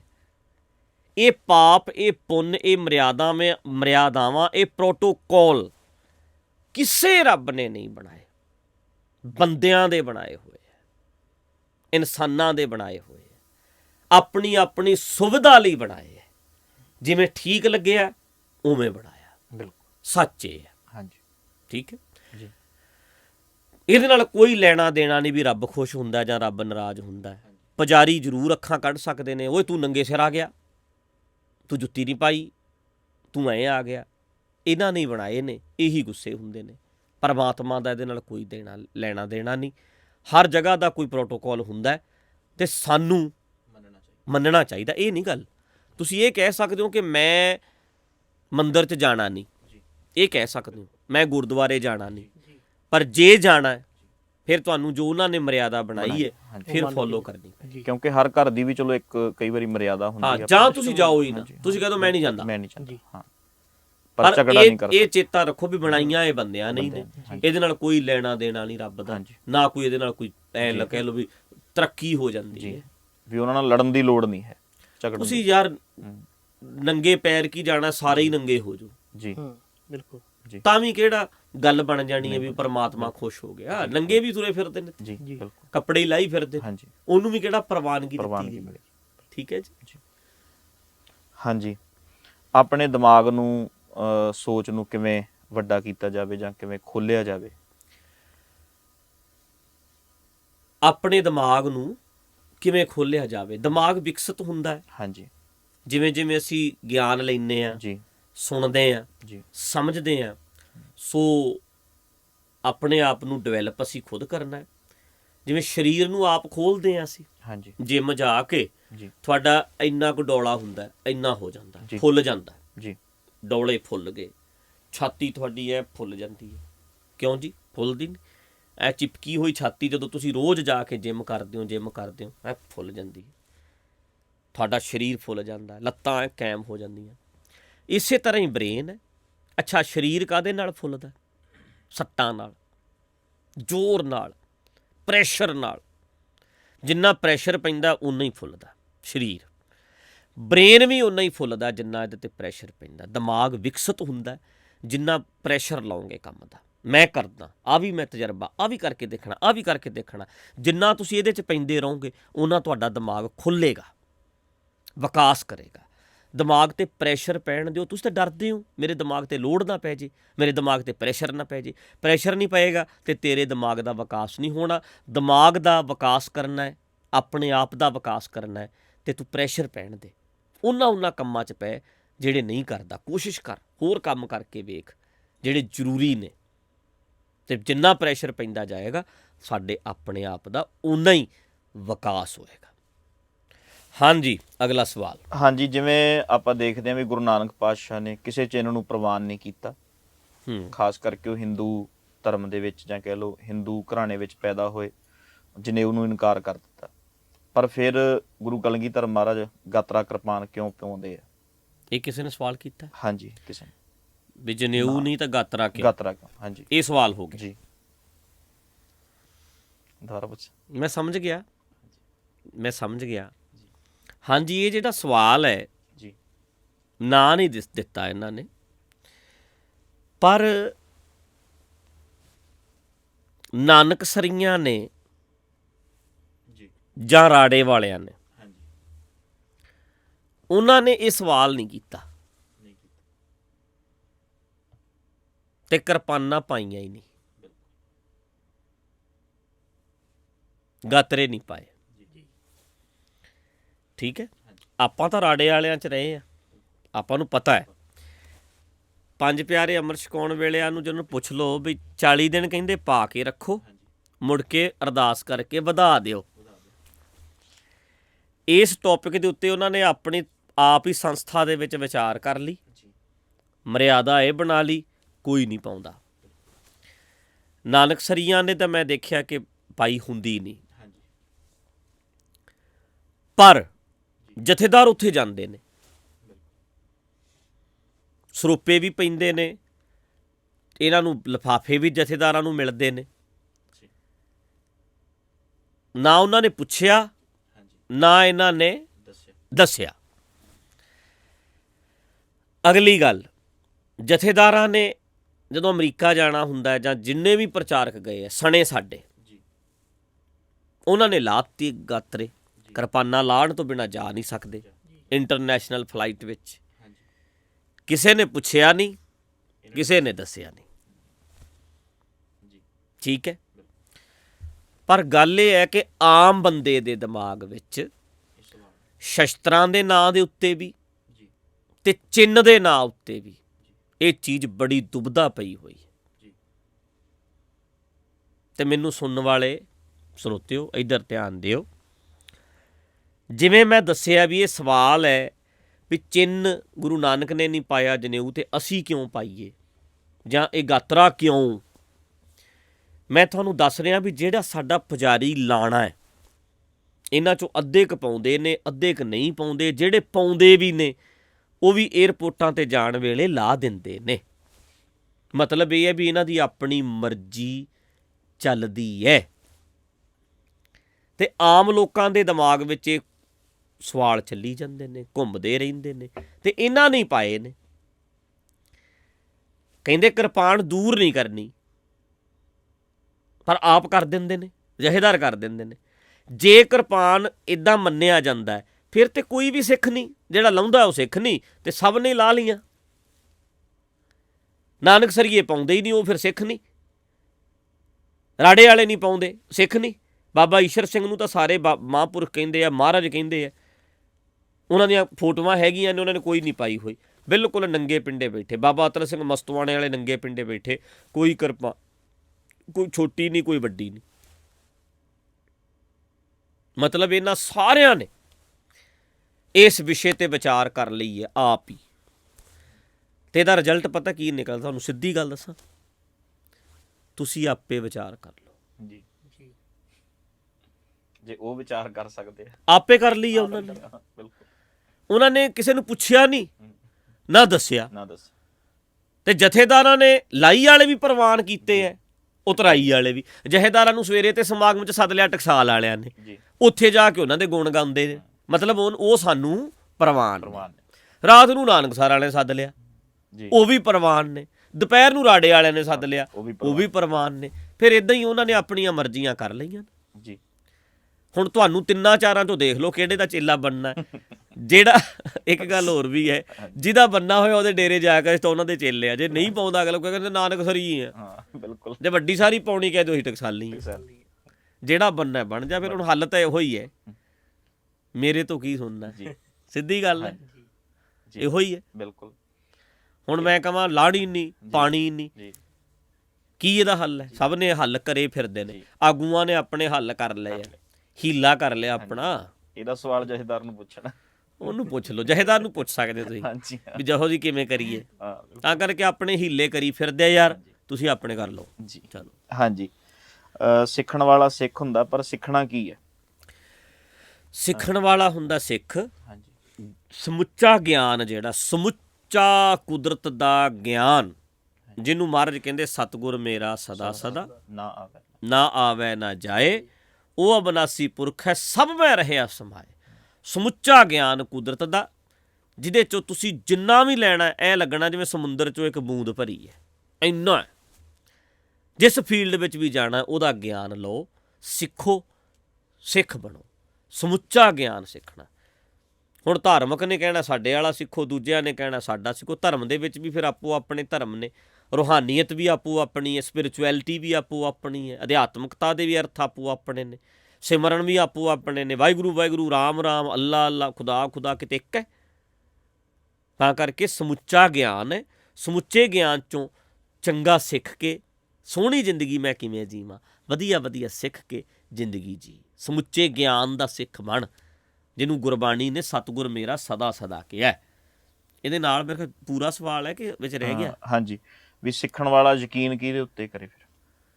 ਜਿਹੜਾ ਸਿੱਖਣ ਵਾਲਾ, ਆਹ ਜਦੋਂ ਤੁਸੀਂ ਗਿਆਨ ਲਿਆ, ਉਹਦਾ ਰਿਜ਼ਲਟ ਨਿਕਲਿਆ ਤੇ ਯਕੀਨ ਆਪੇ ਹੋ ਜਾਣਾ। ਮੈਂ ਗਿਆਨ ਲਿਆ, ਮੈਂ ਖੁਸ਼ ਹੋ ਗਿਆ, ਜ਼ਿੰਦਗੀ ਬੜੀ ਸੌਖੀ ਹੈ, ਉੱਡੇ ਫਿਰਦੇ ਆ, ਤੇ ਆਪੇ ਯਕੀਨ ਹੋ ਗਿਆ। ਮੈਂ ਆਪਣੀ ਗੱਲ ਕਰਦਾ ਸੁਰਿੰਦਰ ਸਿੰਘ, ਮੈਂ ਰਾੜੇ ਵਾਲਿਆਂ 'ਚ ਜੰਮਿਆ ਪਲਿਆ ਤਾਂ ਜੰਮਿਆ ਤਾਂ ਘਰੇ ਹੀ ਹੈ, ਤੈਨੂੰ ਕਹਿਣ ਨੂੰ ਆ ਜਾਂਦੀ। ਸ਼ੁਰੂਆਤ ਮੇਰੀ ਉੱਥੋਂ ਹੋਈ ਹੈ। ਮੈਂ ਨਾਨਕਸਰ ਦੀ ਮਰਿਆਦਾ ਵੀ ਰੱਖੀ ਹੈ, ਟਕਸਾਲ ਦੀ ਵੀ ਰੱਖੀ ਹੈ, ਅਖੰਡ ਕੀਰਤਨੀ ਵਾਲਾ ਵਾਹਿਗੁਰੂ ਵਾਹਿਗੁਰੂ ਬਹੁਤ ਕੀਤਾ। ਕੁੰਡਲੀਨੀ ਜਗਾ ਕੇ ਹਟਿਆ ਮੈਂ, ਛੱਪਰੀਆਂ 'ਚ ਬਹਿ ਬਹਿ ਕੇ ਕਰ ਕਰਕੇ 8-8 ਘੰਟੇ। ਤੇ ਹੁਣ ਵੀ ਮੈਂ ਸਮਝਦਾ, ਹੁਣ ਮੈਂ ਤਰਕ ਵੀ ਕਰਦਾ। ਸਹੀ ਨੂੰ ਸਹੀ ਕਹੀਏ, ਆਪਣੀ ਰਿਸਪੌਂਸੀਬਿਲਟੀ, ਫਰਜ਼, ਜ਼ਿੰਮੇਵਾਰੀ ਨਿਭਾਉਣ ਨਾਲ ਬੰਦਾ ਸ਼ਾਂਤ ਹੁੰਦਾ। ਸੱਚੀ ਗੱਲ ਇਹ ਹੈ ਵੀ ਹੁਣ ਮੈਂ ਬੜਾ ਖੁਸ਼ ਹਾਂ। ਹੁਣ ਮੇਰਾ ਮਨ ਖੜ ਗਿਆ। ਕਿਉਂ ਖੜਿਆ? ਕਿਉਂਕਿ ਹੁਣ ਮੈਨੂੰ ਲੱਗਦਾ ਕਿ ਮੈਂ ਟਿਕਾਣੇ ਤੇ ਆ ਗਿਆ। ਪਹਿਲਾਂ ਮਨ ਖੜਦਾ ਨਹੀਂ ਸੀ, ਸਵਾਲ ਨਹੀਂ ਸੀ ਮੁੱਕਦੇ। ਆਹ ਫਿਰ ਕਿਉਂ ਹੈ, ਆਹ ਫਿਰ ਕਿਉਂ ਹੈ, ਐਂ ਕਿਉਂ ਹੈ। ਹੁਣ ਡਾਊਟ ਕਲੀਅਰ ਹੋ ਗਏ। ਜੇ ਜ਼ਿੰਮੇਵਾਰੀ ਧਰਮ ਬਣ ਗਿਆ, ਕਰਮ ਧਰਮ ਬਣ ਗਿਆ, ਜਾਨ ਬੜੀ ਸੌਖੀ ਉਦੋਂ ਤੋਂ। ਤਾਂ ਕਰਕੇ ਯਕੀਨ ਕਿਵੇਂ ਆਵੇ? ਯਕੀਨ ਆ ਜਾਣਾ ਜਦੋਂ ਤੇਰੇ ਸਵਾਲ ਮੁੱਕ ਗਏ, ਖੁਸ਼ ਹੋ ਗਿਆ ਜਿੱਦੇ, ਉਦੋਂ ਤੈਨੂੰ ਯਕੀਨ ਹੀ ਯਕੀਨ ਹੈ। ਫਿਰ ਇੱਕ ਗੱਲ ਹੋਰ ਕਹਿ ਦਿੰਦੇ ਵੀ ਇਹ ਦੁਨਿਆਵੀ ਗਿਆਨ ਹੁੰਦਾ, ਇੱਕ ਹੁੰਦਾ ਧਾਰਮਿਕ ਗਿਆਨ। ਇਹਦੀ ਦੁਬਿਧਾ 'ਚ ਵੀ ਬੜੇ ਬੰਦੇ ਫਸੇ ਰਹਿੰਦੇ, ਪਰ ਤੁਸੀਂ ਕਿਹਾ ਵੀ ਸਮੁੱਚਾ ਗਿਆਨ ਹੀ ਰੱਬ ਦਾ ਗਿਆਨ ਕਹਿ ਲਓ। ਕਿਉਂਕਿ ਧਾਰਮਿਕ ਗਿਆਨ, ਅਧਿਆਤਮਕਤਾ, ਹੁਣ ਗੁਰੂ ਗ੍ਰੰਥ ਸਾਹਿਬ ਜੀ ਨੇ ਸਾਡੇ, ਜੀ, ਗੁਰਬਾਣੀ ਜਿੰਨੀ ਵੀ ਸਾਡੇ ਕੋਲ ਹੈ, ਗੁਰਬਾਣੀ ਵਿੱਚ ਅਸੀਂ ਕਹਿੰਦੇ ਆ ਵੀ ਇਹਦੇ ਵਿੱਚ ਅਧਿਆਤਮਕਤਾ ਹੈ ਜੀ। ਠੀਕ ਹੈ, ਹਾਂਜੀ, ਗੱਲ ਮੰਨਦੀ ਏ, ਬਿਲਕੁਲ ਮਨ ਨੂੰ ਸੁਧਾਰਨ ਦੀ ਏ, ਕੋਈ ਸ਼ੱਕ ਨਹੀਂ ਜੀ। ਪਰ ਜਿੰਨੀਆਂ ਐਗਜ਼ੈਂਪਲਾਂ ਨੇ ਹਾਂਜੀ, ਦੁਨਿਆਵੀ ਨੇ। ਦੁਨਿਆਵੀ ਹਰ ਚੀਜ਼ ਦਾ ਸੋਚਿਆ ਸੋਚਣਾ ਹੋਵੇ, ਜੇ ਸੋਚੀ ਲਖਵਾਰ। ਇਹ ਜਿਹੜਾ ਸੋਚਣਾ ਨਹਾਉਣਾ ਹੈ, ਇਹ ਕਿੱਥੇ ਹੋ ਰਿਹਾ? ਦੁਨੀਆ 'ਚ। 'ਚ। ਬਿਲਕੁਲ, ਦੁਨੀਆ ਦਾ ਗਿਆਨ ਜੀ, ਜੋ ਦੁਨੀਆ ਦੇ ਵਿੱਚ ਸੁਧਾਰ ਕੀਤਾ ਜਾਵੇ। ਕੀ ਨਹਾ ਲਾ ਕੇ ਕਮਲਿਆਂ ਵਾਂਗੂ ਤੁਸੀਂ ਮਨ ਨੂੰ ਨਵਾਓ ਯਾਰ। ਜਿੰਨੀਆਂ ਐਗਜ਼ੈਂਪਲਾਂ ਨੇ ਗੁਰਬਾਣੀ 'ਚ, ਸਾਰੀਆਂ ਦੁਨਿਆਵੀ ਨੇ। ਕਿਉਂਕਿ ਦੁਨੀਆ ਨੂੰ ਸੋਹਣਾ ਬਣਾਉਣਾ, ਦੁਨੀਆ 'ਚ ਰਹਿਣਾ। ਹੁਣ ਮੈਂ ਅੱਖਾਂ ਬੰਦ ਕਰਕੇ ਕਹਾਂ ਮੈਂ ਸਪਿਰਿਚੁਅਲ ਹੋ ਗਿਆ, ਰਹਿਣਾ ਤਾਂ ਯਾਰ ਸਮਾਜ ਵਿੱਚ ਹੈ। ਸਪਿਰਿਚੁਅਲਿਟੀ, ਅਧਿਆਤਮਕਤਾ, ਰੂਹਾਨੀਅਤ, ਇਹ ਤਾਂ ਇੰਡੀਆ 'ਚ ਹੈ। ਤੇ ਇੰਡੀਆ ਵਾਲੇ ਤਰਸਦੇ ਨੇ ਵੀ ਅਮਰੀਕਾ ਚੱਲੀਏ। ਸਪਿਰਿਚੁਅਲਿਟੀ ਤਾਂ ਉੱਥੇ ਤੇ ਅਧਿਆਤਮਕ ਗੁਰੂ ਹੈ ਨਹੀਂ ਇੰਨੇ, ਨਾ ਸਪਿਰਿਚੁਅਲਿਟੀ ਵਾਲੀ ਗੱਲ ਹੈ। ਅਸਲ 'ਚ ਸਪਿਰਿਚੁਅਲ ਉਹ ਨੇ ਜਿਨ੍ਹਾਂ ਨੇ ਦੁਨੀਆ ਨੂੰ ਸੋਹਣਾ ਬਣਾਇਆ। ਸਪਿਰਿਚੁਅਲਿਟੀ ਤੇਰੀ ਦਾ ਪਤਾ ਕਿਵੇਂ ਲੱਗੇਗਾ? ਤੇਰਾ ਰਹਿਣ ਸਹਿਣ, ਹੱਸਣਾ ਸੌਣਾ ਕਿੱਦਾਂ ਦਾ। ਜੇ ਤੂੰ ਵਧੀਆ ਹੈ ਤਾਂ ਮਤਲਬ ਤੂੰ ਸਪਿਰਿਚੁਅਲ ਹੈ ਜੀ, ਵਧੀਆ, ਤੂੰ ਅਧਿਆਤਮਕ ਹੈਗਾ, ਤੂੰ ਆਪਣੇ ਆਪ ਦਾ ਅਧਿਐਨ ਕਰਦਾ। ਆਪਣੇ ਅਧਿਆਤਮ ਦਾ ਅਰਥ ਹੀ ਹੈ ਬਿਲਕੁਲ ਆਪਣੇ ਆਪ ਦਾ ਅਧਿਐਨ। ਆਪਣੇ ਆਪ ਦਾ ਅਧਿਐਨ ਕਰੋ, ਵਧੀਆ ਬਣੋ, ਚੰਗੇ ਬਣੋ। ਤੇ ਬਾਹਰਲਿਆਂ ਨੇ ਸਾਡੇ ਨਾਲੋਂ ਜ਼ਿਆਦਾ ਕੀਤਾ ਜੀ, ਵੀ ਆਪਣਾ ਮੂਲ ਪਛਾਣ, ਮੂਲ ਪਛਾਣ। ਇਹਨਾਂ ਨੇ ਅਧਿਆਤਮਕਤਾ, ਸਪਿਰਿਚੁਅਲਿਟੀ, ਇਹ ਸਪਿਰਿਚੁਅਲ ਪਰਸਨ ਹੈ, ਇਹ ਰੂਹਾਨੀਅਤ ਵਾਲਾ, ਇਦਾਂ ਦੀਆਂ ਗੱਲਾਂ ਕਰਕੇ ਗਿਆਨ ਨੂੰ ਡਿਵਾਈਡ ਕਰਤਾ ਜੀ। ਪਰ ਇੱਕ ਹੈ, ਹਾਂਜੀ, ਸਮੁੱਚਾ ਗਿਆਨ, ਬਿਲਕੁਲ ਇੱਕ ਹੈ। ਇਹਨੂੰ ਨਾ ਹੋਰ ਵੀ ਇਹਨੂੰ ਵਿਆਖਿਆ ਇਹਦੀ ਕੀਤੀ ਜਾ ਸਕਦੀ ਹੈ। ਇਹਦੇ ਤੇ ਬੜੇ ਸਵਾਲ ਨੇ, ਆਪਾਂ ਫਿਰ ਵੀ ਕਰ ਸਕਦੇ ਹਾਂ ਅੱਗੇ ਜਾ ਕੇ ਵੀ, ਪਰ ਇੰਨਾ ਕੁ ਜਰਾ ਸਿੱਧਾ ਸਮਝ ਲੈਣਾ ਚਾਹੀਦਾ, ਸੌਖਾ ਜੀ। ਬਿਲਕੁਲ, ਹਾਂਜੀ। ਗੁਰਬਾਣੀ ਵਿੱਚ ਸਤਨਾਮ ਵਾਹਿਗੁਰੂ ਤੇ ਲਿਖਿਆ ਨਹੀਂ ਹੋਇਆ, ਹੂੰ। ਪਰ ਇਹਦਾ ਜਾਪ ਬਹੁਤ ਜ਼ਿਆਦਾ ਕਰਾਇਆ ਜਾਂਦਾ। ਹਾਂਜੀ, ਸਿੱਧੀ ਗੱਲ ਤਾਂ ਯਾਰ ਇਹ ਹੈ ਕਿ ਮਹਾਰਾਜ ਕਹਿੰਦੇ ਨੇ ਰਾਮ ਰਾਮ ਕਰਤਾ ਸਭ ਜਗ ਫਿਰੈ ਰਾਮ ਨਾ ਪਾਇਆ ਜਾਏ। ਜੀ। ਆਪਾਂ ਕੀ ਇਹਦੇ ਰਾਮ ਬਾਰੇ ਵਾਹਿਗੁਰੂ ਬਾਰੇ ਤਾਂ ਕਿਤੇ ਨਹੀਂ ਲਿਖਿਆ। ਨਹੀਂ ਭਾਈ, ਜੇ ਗੁਰੂ ਗ੍ਰੰਥ ਸਾਹਿਬ ਦੇ ਵਿੱਚ ਇਹ ਲਿਖਿਆ ਹੈ ਨਾ, ਤੇ ਇਹ ਵੀ ਨਹੀਂ ਲਿਖਿਆ ਵੀ ਤੁਸੀਂ ਵਾਹਿਗੁਰੂ ਵਾਹਿਗੁਰੂ ਕਰ ਲੋਗੇ ਤੇ ਵਾਹਿਗੁਰੂ ਪਾ ਲਓਗੇ। ਇੱਦਾਂ ਵੀ ਹੈ ਨਹੀਂ। ਇਹ ਕੁਛ ਚੀਜ਼ਾਂ ਪ੍ਰਚਲਿਤ ਸਾਡੇ ਪੰਥ ਵਿੱਚ ਹੋ ਗਈਆਂ ਨੇ, ਚੱਲ ਰਹੀਆਂ ਨੇ, ਪਰ ਜੇ ਅਸੀਂ ਕਹੀਏ ਵੀ ਪ੍ਰਾਪਤੀ ਕਰ ਲਈਏ, ਲੋਕਾਂ ਨੇ ਬਹੁਤ ਕਰਨ ਵਾਲੇ ਹੈਗੇ ਨੇ, ਉੱਥੇ ਹੀ ਬੈਠੇ ਨੇ। ਕਿਸੇ ਨੇ ਬਾਂਹ ਫੜ ਕੇ ਸਾਡੀ ਸਿੱਖੀ ਨੂੰ ਲੁੱਟਣ ਵਾਲਿਆਂ ਦੇ ਬਾਂਹ ਫੜ ਕੇ ਨਹੀਂ ਪੁੱਛਿਆ ਕੀ ਕਰਦੇ ਹੋਏ, ਖਾ ਗਏ ਤੁਸੀਂ ਲੁੱਟ ਕੇ। ਸਤਨਾਮ ਵਾਹਿਗੁਰੂ ਕਰੀ ਜਾਂਦੇ ਨੇ, ਕਮਰਿਆਂ 'ਚ ਬੜੇ ਹੋਏ ਨੇ, ਲੁਕੇ ਹੋਏ ਨੇ, ਬੈਠੇ ਹੋਏ ਨੇ, ਖੂਨ ਪੀ ਗਏ, ਗੋਲਕਾਂ ਖਾ ਗਏ, ਲੁੱਟ ਕੇ ਖਾ ਗਏ। ਸਾਡੇ ਲੀਡਰ ਕਿਸੇ ਬੰਦੇ ਦੇ ਸਭ ਦੇ ਮੂੰਹ 'ਚ ਘੁੰਗਣੀਆਂ ਪਈਆਂ ਨੇ। ਸਤਨਾਮ ਵਾਹਿਗੁਰੂ ਮਤਲਬ ਬੋਲਣਾ ਹੈ ਨਾ, ਤੇ ਆਹ ਬੋਲੀ ਚੱਲੋ, ਆਰੇ ਲੱਗੇ ਰਹੋ, ਚੁੱਪ ਰਹੋ, ਤਾਂ ਜੋ ਤੁਸੀਂ ਹੋਰ ਨਾ ਕੁਛ ਬੋਲ ਸਕੋ। ਜੀ। ਜਿਵੇਂ ਕਿਸੇ ਦਾ ਮੂੰਹ ਨਹੀਂ ਬੰਦ ਕਰਾਇਆ ਜਾਂਦਾ, ਜਿਵੇਂ ਕੋਈ ਚੀਜ਼ ਦੇ ਦਿੱਤੀ ਜਾਂਦੀ ਵੀ ਆਹ ਮੂੰਹ 'ਚ ਪਾ ਲੈ, ਇਹ ਹੁਣ ਬੋਲ ਨਾ ਸਕੇ। ਇਹਨਾਂ ਨੇ ਇੱਕ ਤਰੀਕਾ ਸਿਸਟਮ ਬਣਾ ਲਿਆ, ਆਹ ਕਰੀ ਚੱਲ, ਤਾਂ ਜੋ ਤੂੰ ਬੋਲ ਨਾ ਸਕੇ। ਜੀ। ਮਹਾਰਾਜ ਤੇ ਕਹਿੰਦੇ ਨੇ ਅੱਖਾਂ ਜੀ ਬਿਲਕੁਲ ਵਿਸਰੈ ਮਰ ਜਾ, ਸੱਚ ਬੋਲਦਾ ਤੇ ਜਿਉਣਾ, ਨਹੀਂ ਤਾਂ ਮੈਨੂੰ ਤਾਂ ਜਾਨ ਨਿਕਲ ਜਾਂਦੀ ਹੈ ਮੇਰੀ ਤਾਂ। ਸੱਚ ਸੁਣਾਈ ਸੀ, ਸੱਚ ਕੀ ਵੇਲਾ, ਸੱਚ ਕੀ ਵੇਲਾ, ਬਿਲਕੁਲ। ਤਾਂ ਕਰਕੇ ਇਹ ਜਿਹੜਾ ਸਿਸਟਮ ਹੈ ਨਾ, ਇਹ ਬਣ ਗਿਆ ਕਾਪੀ ਹੈ, ਸਿੱਧੀ ਹਿੰਦੂਇਜ਼ਮ ਦੀ, ਬਾਕੀ ਧਰਮਾਂ ਦੀ ਕਾਪੀ ਵੀ ਸਾਡਿਆਂ ਨੇ ਕੀਤੀ ਹੈ। ਹਰ ਚੀਜ਼ ਦੀ ਕਾਪੀ ਕਰਦਿਆਂ ਨੇ ਜਦੋਂ ਇਹਨਾਂ ਨੂੰ ਲੱਗਿਆ ਕਿ ਯਾਰ ਸਿਮਰਨ ਕਾਹਦਾ ਕਰਿਆ ਕਰਾਂਗੇ, ਬਾਕੀ ਕਰਦੇ ਨੇ ਫਿਰ ਆਪਣਾ। ਇਹਨਾਂ ਨੇ ਇੱਦਾਂ ਦਾ ਸ਼ੁਰੂ ਹੋ ਗਿਆ। ਔਰ ਸੱਚ ਹੈ, ਗੁਰੂ ਗ੍ਰੰਥ ਸਾਹਿਬ ਦੇ ਵਿੱਚ ਕੋਈ ਇੱਦਾਂ ਦਾ ਨਹੀਂ ਕਿ ਤੁਸੀਂ ਆਹ ਜਾਪ ਕਰਨਾ, ਆਹ ਕਰਨਾ, ਇਹਦੇ ਨਾਲ ਪ੍ਰਾਪਤ ਹੋ ਜਾਂਦਾ, ਬਿਲਕੁਲ ਨਹੀਂ। ਸਿੱਧੀ ਜੀ ਗੱਲ ਹੈ। ਮੈਡੀਟੇਸ਼ਨ ਕਰਨਾ ਇੱਕ ਚੈਪਟਰ ਵੱਖਰਾ ਹੈ, ਇਹਦੇ 'ਤੇ ਕਿਸੇ ਦਿਨ ਅਸੀਂ ਗੱਲ ਕਰ ਲਾਂਗੇ, ਲੰਮੀ ਗੱਲ ਕਰ ਲਾਂਗੇ ਮੈਡੀਟੇਸ਼ਨ ਦੇ ਵਿਸ਼ੇ 'ਤੇ। ਉਹਦਾ ਫਾਇਦਾ ਕੀ ਹੈ, ਉਹਦਾ ਕੀ ਨੁਕਸਾਨ ਹੈ, ਇਹ ਅਲੱਗ ਵਿਸ਼ਾ ਹੈ। ਹਾਂਜੀ। ਪੀੜੀ ਪਾੜਾ ਜਿਹੜਾ ਉਹ ਕਿਵੇਂ ਖਤਮ ਕੀਤਾ ਜਾ ਸਕੇ? ਜਿਵੇਂ ਅੱਗੇ ਵੀ ਗੱਲ ਵਿਸਥਾਰ ਹੈ ਕਿ ਇੰਨਾ ਕੀ ਹੈ, ਬਾਪ ਬੇਟੇ ਦੀ ਜਿਵੇਂ ਆਪਸ ਵਿੱਚ ਨਹੀਂ ਬਣਦੀ, ਜਾਂ ਬੇਟਾ ਬਾਪ ਦੀ ਨਹੀਂ ਮੰਨਦਾ, ਉਹ ਮਤਲਬ ਇੱਕ ਗੈਪ ਪੈ ਜਾਂਦਾ ਹੈ। ਹਾਂ, ਪਹਿਲੀ ਗੱਲ ਤਾਂ ਇਹ ਹੈ ਕਿ ਚਾਹੇ ਬਾਪ ਬੇਟਾ ਵੀ ਹੈ ਤਾਂ ਉਹ ਅੱਡ ਅੱਡ ਹੀ ਨੇ। ਹਾਂਜੀ। ਮਨੁੱਖ ਅਲੱਗ-ਅਲੱਗ ਹੈ ਜੀ। ਪਿਓ ਨਾਲੋਂ ਪੁੱਤ ਵੱਖਰਾ ਹੈ, ਪੁੱਤ ਨਾਲੋਂ ਉਹਦਾ ਅੱਗੇ ਜਾ ਕੇ ਫਿਰ ਜਿਹੜਾ ਬੇਟਾ ਹੋਣਾ ਉਹਨੇ ਵੱਖਰਾ ਹੋਣਾ। ਇਹ ਤਾਂ ਕੁਦਰਤੀ ਗੱਲ ਹੈ, ਨੈਚੁਰਲ ਹੈ, ਕੋਈ ਕਿਸੇ ਵਰਗਾ ਹੈ ਨਹੀਂ। ਹਾਂਜੀ। ਹੁਣ ਜਾਂ ਤਾਂ ਥੋੜ੍ਹਾ ਜਿਹਾ ਵਿਸਥਾਰ ਕਰ ਦਿੰਦੇ, ਥੋੜ੍ਹਾ ਜਿਹਾ ਈਜ਼ੀ ਹੋ ਜਾਣਾ ਸੀ ਗੱਲ ਦਾ, ਇਹਨਾਂ ਨੇ ਕਰ ਦਿੰਦੇ। ਪਰ ਇਹਦਾ ਸਵਾਲ ਇੱਦਾਂ ਦਾ ਹੁੰਦਾ ਹੈ ਜ਼ਿਆਦਾਤਰ ਬੰਦਿਆਂ ਦਾ ਕਿ ਬੇਬੇ ਬਾਪੂ ਨਹੀਂ ਮੰਨਦੇ, ਉਹ ਹੋਰ ਟਾਈਪ ਦੇ ਨੇ, ਮੈਂ ਵਿਚਾਲੇ ਆ, ਮੈਂ ਨਵਾਂ ਸੋਚਦਾ, ਮੇਰੇ ਬੱਚੇ ਜਿਹੜੇ ਨੇ ਉਹ ਉਦੋਂ ਵੀ ਤਿੱਖੇ ਨੇ। ਆਪਾਂ ਆਪਣੀ ਗੱਲ ਕਰਦਾ ਮੈਂ, ਮੇਰੀ ਉਮਰ 39 ਸਾਲ, ਮੇਰੇ ਮਾਂ ਪਿਓ ਦੀ ਉਮਰ 65 ਸਾਲ, ਠੀਕ ਹੈ। ਮੇਰੇ ਬੱਚਿਆਂ ਦੀ ਉਮਰ ਜੇ ਹੋਵੇਗੀ ਤਾਂ 15 ਸਾਲ ਹੋਏਗੀ। ਇਹ 3 ਪੀੜ੍ਹੀਆਂ ਹੋ ਗਈਆਂ ਵੇਖੋ, 15, 40 ਤੇ 65। ਹੁਣ ਪ੍ਰੈਸ਼ਰ ਮੇਰੇ ਤੇ ਪੈਣਾ, ਉਹ 65 ਉਹਨੇ 60 ਮਾਡਲ, ਮੈਂ 80, 82, 83, ਮੇਰੇ ਬੱਚੇ ਨੇ 2010 ਦੇ ਜੀ। ਕਿੰਨਾ ਫਰਕ ਪੈ ਗਿਆ। ਬਿਲਕੁਲ। ਹੁਣ ਜੇ ਆਹ ਨੇ ਜਿਹੜੇ ਮੇਰੇ 65 ਮਾਡਲ ਵਾਲੇ, 60 ਵਾਲੇ, ਇਹਨਾਂ ਦੀ ਗੱਲ 10 ਵਾਲੇ ਕਿੱਥੇ ਸਮਝਣ।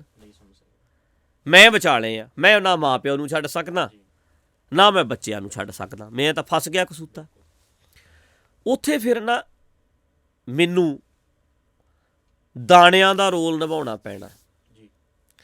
ਜਦੋਂ ਇਹ ਰਗੜੇ ਜਾਂਦੇ ਨੇ ਨਾ ਜੀ ਆਪਸ 'ਚ, ਚੱਕੀ 'ਚ, ਪੁੜਾਂ 'ਚ, ਤੇ ਜਦੋਂ ਦਾਣੇ ਵਿਚਾਲੇ ਆ ਜਾਣ ਫਿਰ ਪੁੜ ਆਪਸ 'ਚ ਨਹੀਂ ਘਸਰਦੇ। ਦਾਣਿਆਂ ਦੀ ਕਚੂੰਬਰ ਨਿਕਲ ਜਾਂਦਾ, ਦਾਣਿਆਂ ਦਾ ਆਟਾ ਬਣ ਜਾਂਦਾ, ਪੁੜ ਨਹੀਂ ਘਸਰਦੇ। ਜੇ ਪੁੜ ਘਸਰਨਗੇ ਕਿਰਕ ਬਣ ਜਾਏਗੀ ਜੀ। ਬਿਲਕੁਲ, ਹੈ ਨਾ ਜੀ। ਹੁਣ ਅਸੀਂ ਦੋਨਾਂ ਪੁੜਾਂ ਦੇ ਵਿਚਾਲੇ ਅਸੀਂ ਦਾਣੇ ਬਣਦਾ। ਹਾਂਜੀ। ਪ੍ਰੈਸ਼ਰ ਆਪਣੇ ਤੇ ਚੱਲਣਾ ਸਾਰਾ, ਦੋਨੇ ਪੁੜਾਂ ਦਾ। ਨਵੀਂ ਪੀੜ੍ਹੀ ਵਾਲਾ ਪੁੜ ਵੀ ਹੈ ਤੇ ਪੁਰਾਣੀ ਵਾਲਾ। ਜਦੋਂ ਅਸੀਂ ਸੈਂਟਰ 'ਚ ਹੋਏ ਹਾਂਜੀ ਅਸੀਂ ਮਾਂ ਪਿਓ ਨੂੰ ਵੀ ਖੁਸ਼ ਰੱਖ ਲੈਣਾ ਜੀ ਤੇ ਆਪਣੇ ਦਿਮਾਗ ਨਾਲ ਉਹਨਾਂ ਨੂੰ ਵੀ ਚਲੋ ਤੂੰ ਚੱਲਣਾ, ਤੇਰੇ ਨਾਲ ਵੀ ਸਹਿਮਤ ਆ, ਚੱਲ ਬਾਬਾ ਜੀ ਦਾ ਦੀਵਾਨ ਸੁਣਾ ਲਿਆਵਾਂ, ਚੱਲ ਤੈਨੂੰ ਆਹ ਕਰਾਂ, ਚੱਲ ਤੈਨੂੰ ਮੱਥਾ ਟਿਕਾ ਲਿਆਵਾਂ, ਚੱਲ ਕਬਰ ਤੇ ਚੱਲੀ, ਚੱਲ ਉਹਨਾਂ ਨੂੰ ਵੀ ਨਾਰਾਜ਼ ਨਾ ਕਰੀਏ। ਜੀ ਠੀਕ ਹੈ ਜੀ। ਤੇ ਅਗਲੀ ਪੀੜ੍ਹੀ ਨੂੰ ਅਸੀਂ ਸੁਚੇਤ ਵੀ ਕਰਨਾ ਹੈ ਤੇ ਨਵਾਂ ਗਿਆਨ ਵੀ ਦੇਣਾ। ਇਹ ਹੁਣ ਭਰਾਵੋ ਭੈਣੋ ਤੁਹਾਡੇ ਤੇ ਪ੍ਰੈਸ਼ਰ ਬਹੁਤ ਹੋਣਾ, ਤੁਸੀਂ ਕਿੱਦਾਂ ਇਹਨੂੰ ਹੈਂਡਲ ਕਰੋ। ਬਿਲਕੁਲ ਜੀ।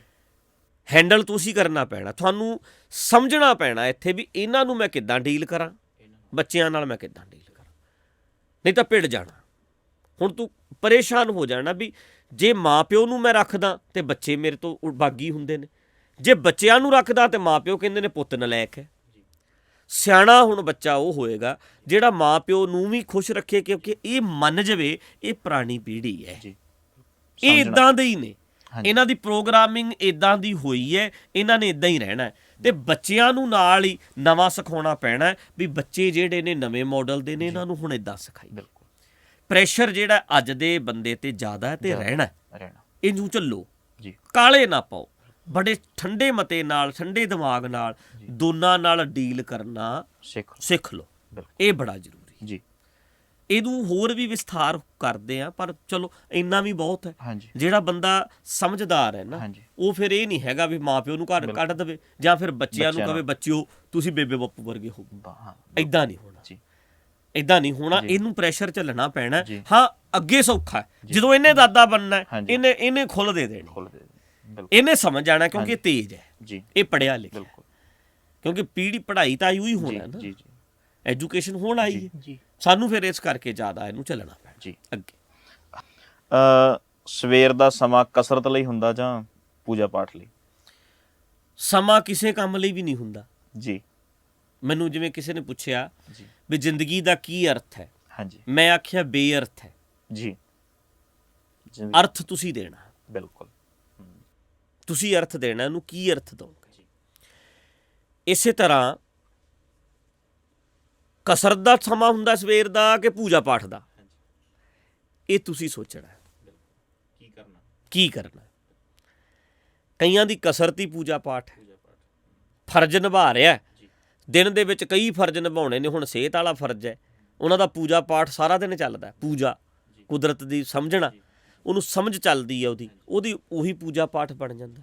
ਕਈਆਂ ਦਾ ਇੱਦਾਂ ਦਾ ਵੀ ਹੈਗਾ ਕਿ ਮੈਂ ਸਵੇਰੇ ਮਾਈਂਡ ਨੂੰ ਫਰੈਸ਼ ਕਰਨਾ, ਮੈਂ ਨਵਾਂ ਸਮਝਾਂ, ਕੋਈ ਮੈਂ ਸਹਿਜ ਪਾਠ ਕਰ ਲਵਾਂ, ਉਹਦਾ ਇੱਕ ਆ। ਉਹ ਤੁਸੀਂ ਅਰਥ ਦੇਣਾ, ਤੁਸੀਂ ਕੀ ਦੇਣਾ। ਤੁਸੀਂ ਭੱਜਣਾ ਹੈ, ਤੁਸੀਂ ਤੁਰਨਾ ਹੈ, ਤੁਸੀਂ ਉਹਨੂੰ ਪਾਠ ਕਰਨਾ ਹੈ ਕਿ ਤੁਸੀਂ ਸੁੱਤੇ ਹੀ ਰਹਿਣਾ ਹੈ। ਬਿਲਕੁਲ, ਕਿਉਂਕਿ ਪ੍ਰੋਟੋਕੋਲ ਨਹੀਂ ਬਣਾਏ ਜਾ ਸਕਦੇ ਜੀ।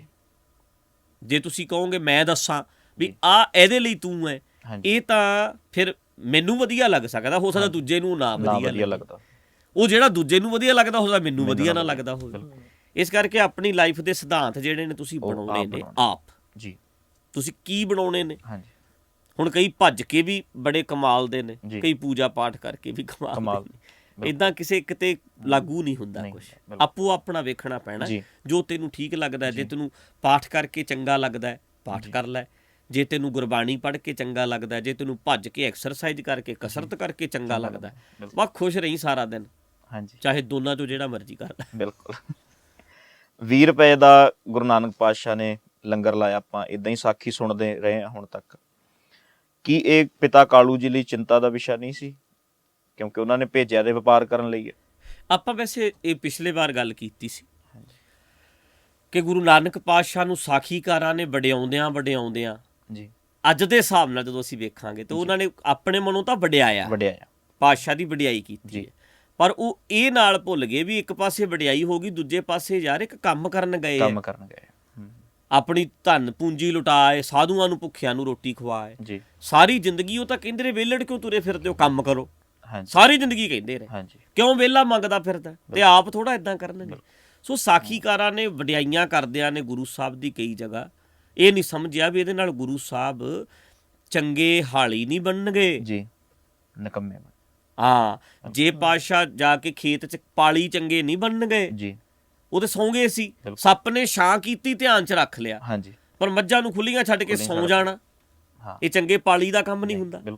ਇਹ ਚੇਤਾ ਭੁੱਲ ਗਿਆ। ਜੀ ਬੰਦਾ ਇੱਕ ਪਾਸਾ ਸੋਚ ਰਿਹਾ ਵੀ ਛਾਂ ਕਰਨੀ ਦਿਖਾਉਣੀ ਹੈ। ਜੀ ਕ੍ਰਿਸ਼ਨ ਜੀ ਤੇ ਵੀ ਛਾਂ ਕੀਤੀ ਸੀ, ਹਾਂਜੀ। ਅਸੀਂ ਵੀ ਦਿਖਾ ਦਈਏ ਜੀ। ਵੀ ਸਾਡੇ ਵਾਲਾ ਬਾਬਾ ਥੱਲੇ ਨਾ ਰਹੇ, ਕੱਟਣਾ, ਹਾਂ ਵੀ ਸਾਡੇ ਵਾਲਾ ਵੀ ਤਾਂ ਬਾਬਾ, ਵੀ ਜੀ। ਬਾਬਾ ਕਿਤੇ ਅਸੀਂ ਵੀ ਕਹੀਏ ਵੀ ਸਾਡੇ ਬਾਬੇ ਤੇ ਵੀ ਸੱਪ ਛਾਂ ਕਰਦਾ ਸੀ। ਹਾਂਜੀ ਹਾਂ ਕਰਾਮਾਤਾਂ ਕਰਨੀਆਂ ਨੇ ਨਾ, ਉਹ ਕਰਦਿਆਂ ਨੇ ਜੀ। ਇਹ ਚੇਤਾ ਭੁੱਲ ਗਿਆ ਵੀ ਬਾਬਾ ਸੌਂ ਕਿਉਂ ਗਿਆ।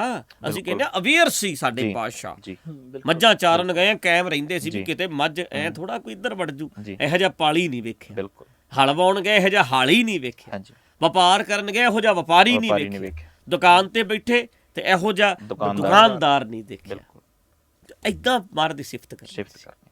ਉਹ ਕਰਦਿਆਂ ਇਹ ਭੁੱਲ ਗਏ ਵੀ ਇਹਦਾ ਦੂਜੇ ਪਾਸੇ ਵੀ ਹਾਂਜੀ। ਲੋਕਾਂ ਨੇ ਸੋਚਣੀ। ਹਾਂਜੀ ਨਾਲ ਹੀ ਉਹਨਾਂ ਨੇ ਕਿਹਾ ਫਿਰ ਵੀ ਕੀ ਉਹ ਆਪਣੇ ਪਿਤਾ ਨੂੰ ਦੁਖੀ ਦੇਖ ਸਕਦੇ ਹੋਣਗੇ, ਕਿਉਂਕਿ ਪਿਤਾ ਤੇ ਦੁਖੀ ਹੋ ਰਿਹਾ।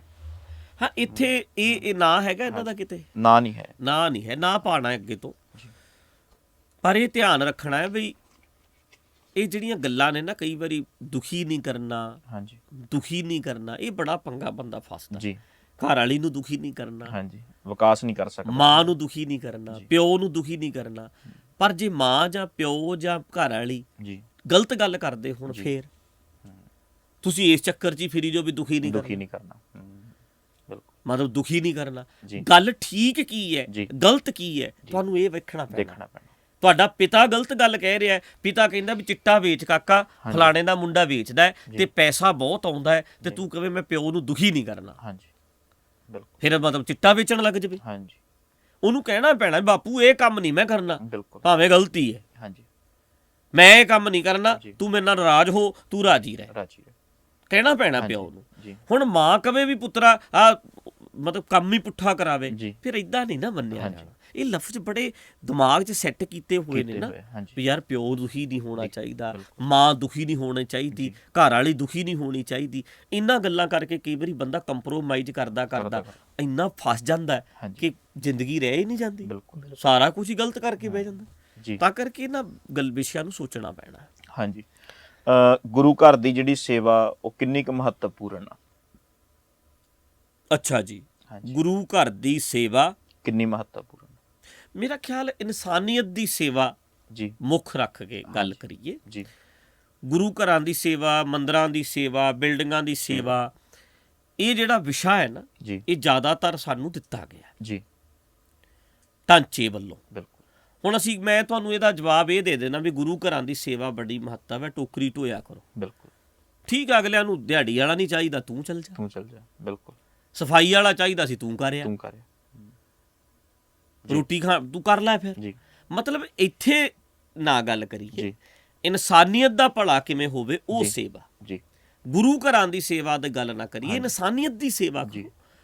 ਜਿਸ ਫੀਲਡ ਵਿੱਚ ਹੈਗੇ ਹੋ, ਡਾਕਟਰ ਹੋ ਤੇ ਲੋਕਾਂ ਦੀ ਸੇਵਾ ਕਰੋ, ਪੜ੍ਹੇ ਲਿਖੇ ਹੋ ਤੇ ਉਹ ਲੋਕਾਂ ਨੂੰ ਤੁਸੀਂ ਐਜੂਕੇਸ਼ਨ ਦਿਓ, ਬਿਲਕੁਲ ਇਨਸਾਨ ਦੀ ਸੇਵਾ ਕਰੋ, ਅਗਲੇ ਦਾ ਵਿਕਾਸ ਹੋਵੇ। ਜੀ ਤੇ ਵਿੱਚ ਇੱਕ ਪਾਰਟ ਹੈ ਵੀ ਜੇ ਗੁਰਦੁਆਰਾ ਹੈ ਹਾਂਜੀ ਤੇ ਗੁਰਦੁਆਰੇ ਤੁਸੀਂ ਰੋਟੀ ਖਾਧੀ ਹੈ, ਸਾਫ਼ ਸਫਾਈ ਹੋਣ ਵਾਲੀ ਹੈ, ਉਹ ਵੀ ਕਰ ਦਿਓ। ਕਰ ਦਿਓ। ਪਰ ਜੇ ਤੁਸੀਂ ਸਵਾਲ ਹੀ ਇਹ ਪੁੱਛੋ ਵੀ ਗੁਰੂ ਘਰਾਂ ਦੀ ਸੇਵਾ, ਹਾਂਜੀ। ਇਨਸਾਨੀਅਤ ਦੀ ਸੇਵਾ ਕਰਨੀ ਹੈ, ਉਹਦੇ ਵਿੱਚ ਹਸਪੀਟਲ ਦੀ ਸੇਵਾ ਕਰ ਦਿਓ, ਸਾਫ਼ ਕਰ ਦਿਓ। ਜੀ। ਸਕੂਲ ਸਾਫ਼ ਹੋਣ ਵਾਲਾ ਸਕੂਲ ਸਾਫ਼ ਕਰ ਦਿਓ।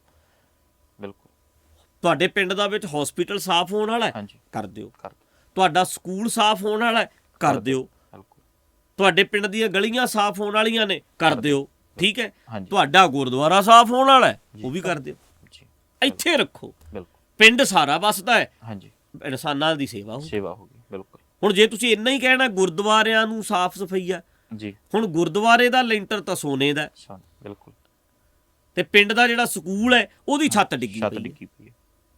ਸਕੂਲ ਦੀਆਂ ਛੱਤਾਂ ਡਿੱਗ ਰਹੀਆਂ ਨੇ, ਗੁਰਦੁਆਰੇ ਦੀ ਛੱਤ ਸੋਨੇ ਨਾਲ ਬਣਾਈ ਹੈ, ਜੀ ਫਿਰ ਕੀ ਅਰਥ ਹੋਇਆ? ਕਿਉਂਕਿ ਫਿਰ ਤੁਹਾਨੂੰ ਸਿਖਾਇਆ ਇਹ ਹੈ ਵੀ ਗੁਰਦੁਆਰਿਆਂ ਦੀ ਸੇਵਾ ਜੀ ਨਹੀਂ, ਇਨਸਾਨੀਅਤ ਦੀ ਸੇਵਾ। ਇਨਸਾਨ ਉਹਦੇ ਵਿੱਚ ਗੁਰਦੁਆਰਾ ਇੱਕ ਪਾਰਟ ਹੋ ਸਕਦਾ ਹੈ, ਧਰਮ ਸਥਾਨ। ਪਰ ਮੇਨ ਗੱਲ ਜਿੱਥੋਂ ਵੀ ਤੁਹਾਨੂੰ ਸਾਡੇ ਪਿੰਡ ਨੂੰ ਜਿਹੜੀ ਥਾਵਾਂ ਤੇ ਪਿੰਡ ਬੈਠਦਾ, ਜੀ ਲੋਕ ਬੈਠਦੇ ਨੇ, ਪਿੰਡ ਦਾ ਫਾਇਦਾ ਹੁੰਦਾ, ਇਲਾਕੇ ਦਾ ਫਾਇਦਾ ਹੁੰਦਾ, ਉਹ ਸਾਰਿਆਂ ਦੀ ਸਫਾਈ ਕਰੋ, ਸਭ ਦੀ ਸੇਵਾ ਕਰੋ, ਜੀ ਇੱਥੇ ਰੱਖੀ। ਬਿਲਕੁਲ। ਹਾਂਜੀ ਜਿਵੇਂ ਹੁਣ ਆਪਾਂ ਗੁਰੂ ਪਾਤਸ਼ਾਹ ਵੇਲੇ ਜਿੰਨੇ ਵੀ ਅਸਥਾਨ ਬਣੇ ਆ, ਉਹਦੇ ਵਿੱਚ ਮਨੁੱਖਤਾ ਦੀ ਸੇਵਾ ਨੂੰ ਮੁੱਖ ਰੱਖ ਕੇ ਹੀ ਪ੍ਰਬੰਧ ਕੀਤਾ ਗਿਆ ਸੀ ਸਾਰਾ। ਜਿਵੇਂ ਦਵਾਖਾਨੇ ਬਣਾਏ ਆ, ਸਭ ਕੁਝ ਮਨੁੱਖਤਾ ਦੀ ਸੇਵਾ, ਹਾਂਜੀ ਮਨੁੱਖਤਾ ਦੀ ਸੇਵਾ। ਇਨਸਾਨੀਅਤ ਦੀ ਸੇਵਾ। ਬਿਲਕੁਲ ਜੀ ਹਾਂਜੀ। ਅਗਲਾ ਸਵਾਲ। ਹਾਂਜੀ, ਪਾਠ ਕਿੰਨਾ ਕਰਨਾ ਚਾਹੀਦਾ, ਇਹਦੀ ਕੋਈ ਲਿਮਿਟ? ਆਪਾਂ ਇਸ ਵਿਸ਼ੇ ਤੇ ਗੱਲ ਕੀਤੀ ਸੀ, ਜੀ। ਪਾਠ ਕਿੰਨਾ ਕਰੀਏ, ਨਿਤਨੇਮ ਕਿੰਨਾ ਕਰੀਏ। ਹਾਂਜੀ। ਘਰਾਂ 'ਚ ਬੈਠੇ ਮੇਰੀ ਗੱਲ ਨੂੰ ਸੁਣਿਓ ਧਿਆਨ ਨਾਲ। ਬੱਚਾ ਇਹ ਤੁਹਾਨੂੰ ਪੁੱਛੇ ਵੀ ਮੈਂ ਕਿੰਨਾ ਚਿਰ ਪੜ੍ਹਾਂ, ਮੈਂ ਘੰਟਾ ਪੜ੍ਹਾਂ, ਘਰ ਆ ਕੇ 2 ਘੰਟੇ ਪੜ੍ਹਾਂ ਕਿ 5 ਘੰਟੇ ਪੜ੍ਹਾਂ, ਤੁਸੀਂ ਕੀ ਕਹੋਗੇ? ਤੁਸੀਂ ਕਹੋਗੇ ਬੇਟਾ ਘੱਟ ਪੜ੍ਹ ਵੱਧ ਪੜ੍ਹ, ਤੇਰੀ ਮਰਜ਼ੀ ਹੈ, ਪਾਸ ਹੋ ਕੇ ਵਿਖਾ। ਵਿਸ਼ਾ ਇਹ ਹੈ, ਪਾਸ ਹੋ ਕੇ ਵਿਖਾ। ਹੁਣ ਤੂੰ ਵੱਧ ਪੜ੍ਹਦਾ ਹੈ, ਘੱਟ ਪੜ੍ਹਦਾ ਹੈ। ਕਈ ਬੱਚੇ ਇੱਦਾਂ ਦੇ ਹੈ, ਬਿਲਕੁਲ ਨਹੀਂ ਪੜ੍ਹਦੇ, ਕਿਤਾਬ 2 ਦਿਨ ਪਹਿਲਾਂ ਹੀ ਚੱਕਦੇ ਆ ਪਰ ਨੰਬਰ ਚੰਗੇ ਲੈ ਜਾਂਦੇ ਆ। ਕਈ ਸਾਰਾ ਸਾਲ ਪੜ੍ਹੀ ਜਾਂਦੇ, ਉਹਨਾਂ ਦੇ ਸਮਝ 'ਚ ਨਹੀਂ ਪੈਂਦਾ, ਫੇਲ ਹੋ ਜਾਂਦੇ। ਤੁਸੀਂ ਸੋਚੋ, ਪਾਠ ਘੱਟ ਕਰੋ ਵੱਧ ਕਰੋ, ਤੇਰੀ ਮਰਜ਼ੀ ਹੈ, ਚੜ੍ਹਦੀ ਕਲਾ 'ਚ ਰਹਿ ਕੇ ਵਿਖਾ, ਕਾਇਮ ਰਹਿ ਕੇ ਵਿਖਾ, ਖੁਸ਼ ਰਹਿ ਕੇ ਵਿਖਾ। ਘੱਟ ਪੜ੍ਹ ਵੱਧ ਪੜ੍ਹ, ਇਹ ਤੇਰੀ ਮਰਜ਼ੀ ਹੈ।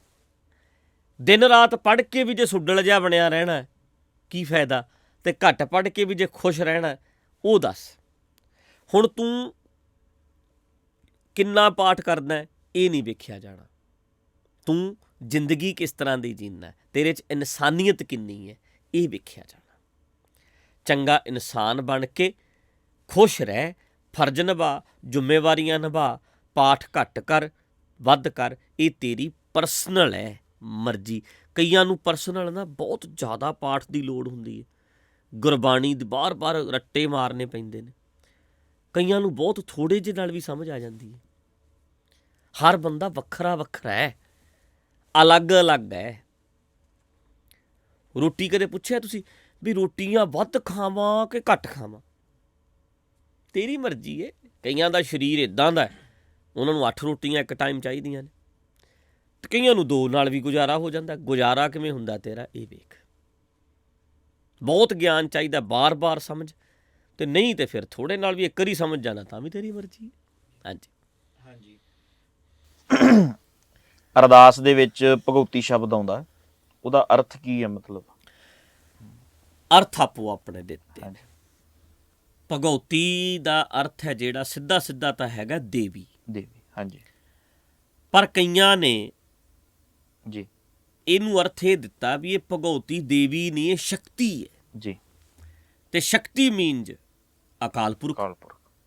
ਅਰਥ ਕਰ ਲਿਆ ਇਹਦਾ ਅਕਾਲ ਪੁਰਖ। ਕਈਆਂ ਨੇ ਸਿੱਧਾ ਤੇ ਸਪਸ਼ਟ ਰੌਲਾ ਪਾਇਆ ਵੀ ਭਗਉਤੀ ਮੀਨਜ ਦੇਵੀ ਹੈ ਜੀ। ਪ੍ਰਥਮ ਭਗਉਤੀ ਸਿਮਰ ਕੇ ਮਤਲਬ ਦੇਵੀ ਨੂੰ ਸਿਮਰਿਆ ਜਾ ਰਿਹਾ ਜੀ ਦਸਮ ਗ੍ਰੰਥ ਵਿੱਚ ਜੀ। ਇਹਦਾ ਰੌਲਾ ਪਿਆ ਜੀ। ਪਰ ਹਾਂਜੀ, ਜਿਹੜੇ ਬੰਦਿਆਂ ਨੇ ਇਹ ਗਲਤੀ ਕੀਤੀ, ਅਰਥ ਬਦਲਿਆ ਜੀ, ਠੀਕ ਨਹੀਂ ਕੀਤਾ ਵੀ ਹੈਗਾ ਤਾਂ ਸੀ ਭਗਉਤੀ ਦੇਵੀ ਜੀ, ਉਹਦਾ ਅਰਥ ਚੱਕ ਕੇ ਕਰ ਲਿਆ ਅਕਾਲ ਪੁਰਖ। ਬਿਲਕੁਲ ਠੀਕ ਹੈ। ਹਾਂਜੀ।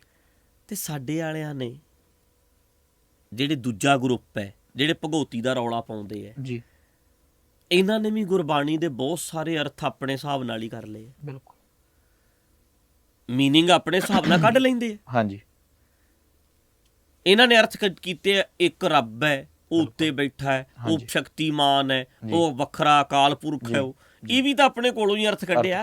ਬਿਲਕੁਲ ਹੈ ਨਾ। ਜੇ ਅਸੀਂ ਕਹੀਏ ਵੀ ਭਗਉਤੀ ਕਹਿਣ ਵਾਲੇ ਦੋਸ਼ੀ ਨੇ ਜੀ, ਤੇ ਇਹਨਾਂ ਨੇ ਭਗਉਤੀ ਛੱਡ ਕੇ ਨਾਂ ਨਵਾਂ ਰੱਖ ਲਿਆ ਅਕਾਲ ਪੁਰਖ, ਇਹ ਵੀ ਉਦਾਂ ਹੀ ਨੇ ਜੀ। ਤਾਂ ਕਰਕੇ ਇਹ ਜਿਹੜਾ ਵਿਸ਼ਾ ਹੈ ਬੜਾ ਸੋਚਣ ਵਾਲਾ, ਸਮਝਣ ਵਾਲਾ ਹੈ ਜੀ। ਅਸਲ ਦੇ ਵਿੱਚ ਇਹ ਸਾਰੇ ਦਾ ਸਾਰਾ ਕਨਸੈਪਟ ਹੀ ਵਿਚਾਰਨ ਵਾਲਾ ਹੈ ਜੀ।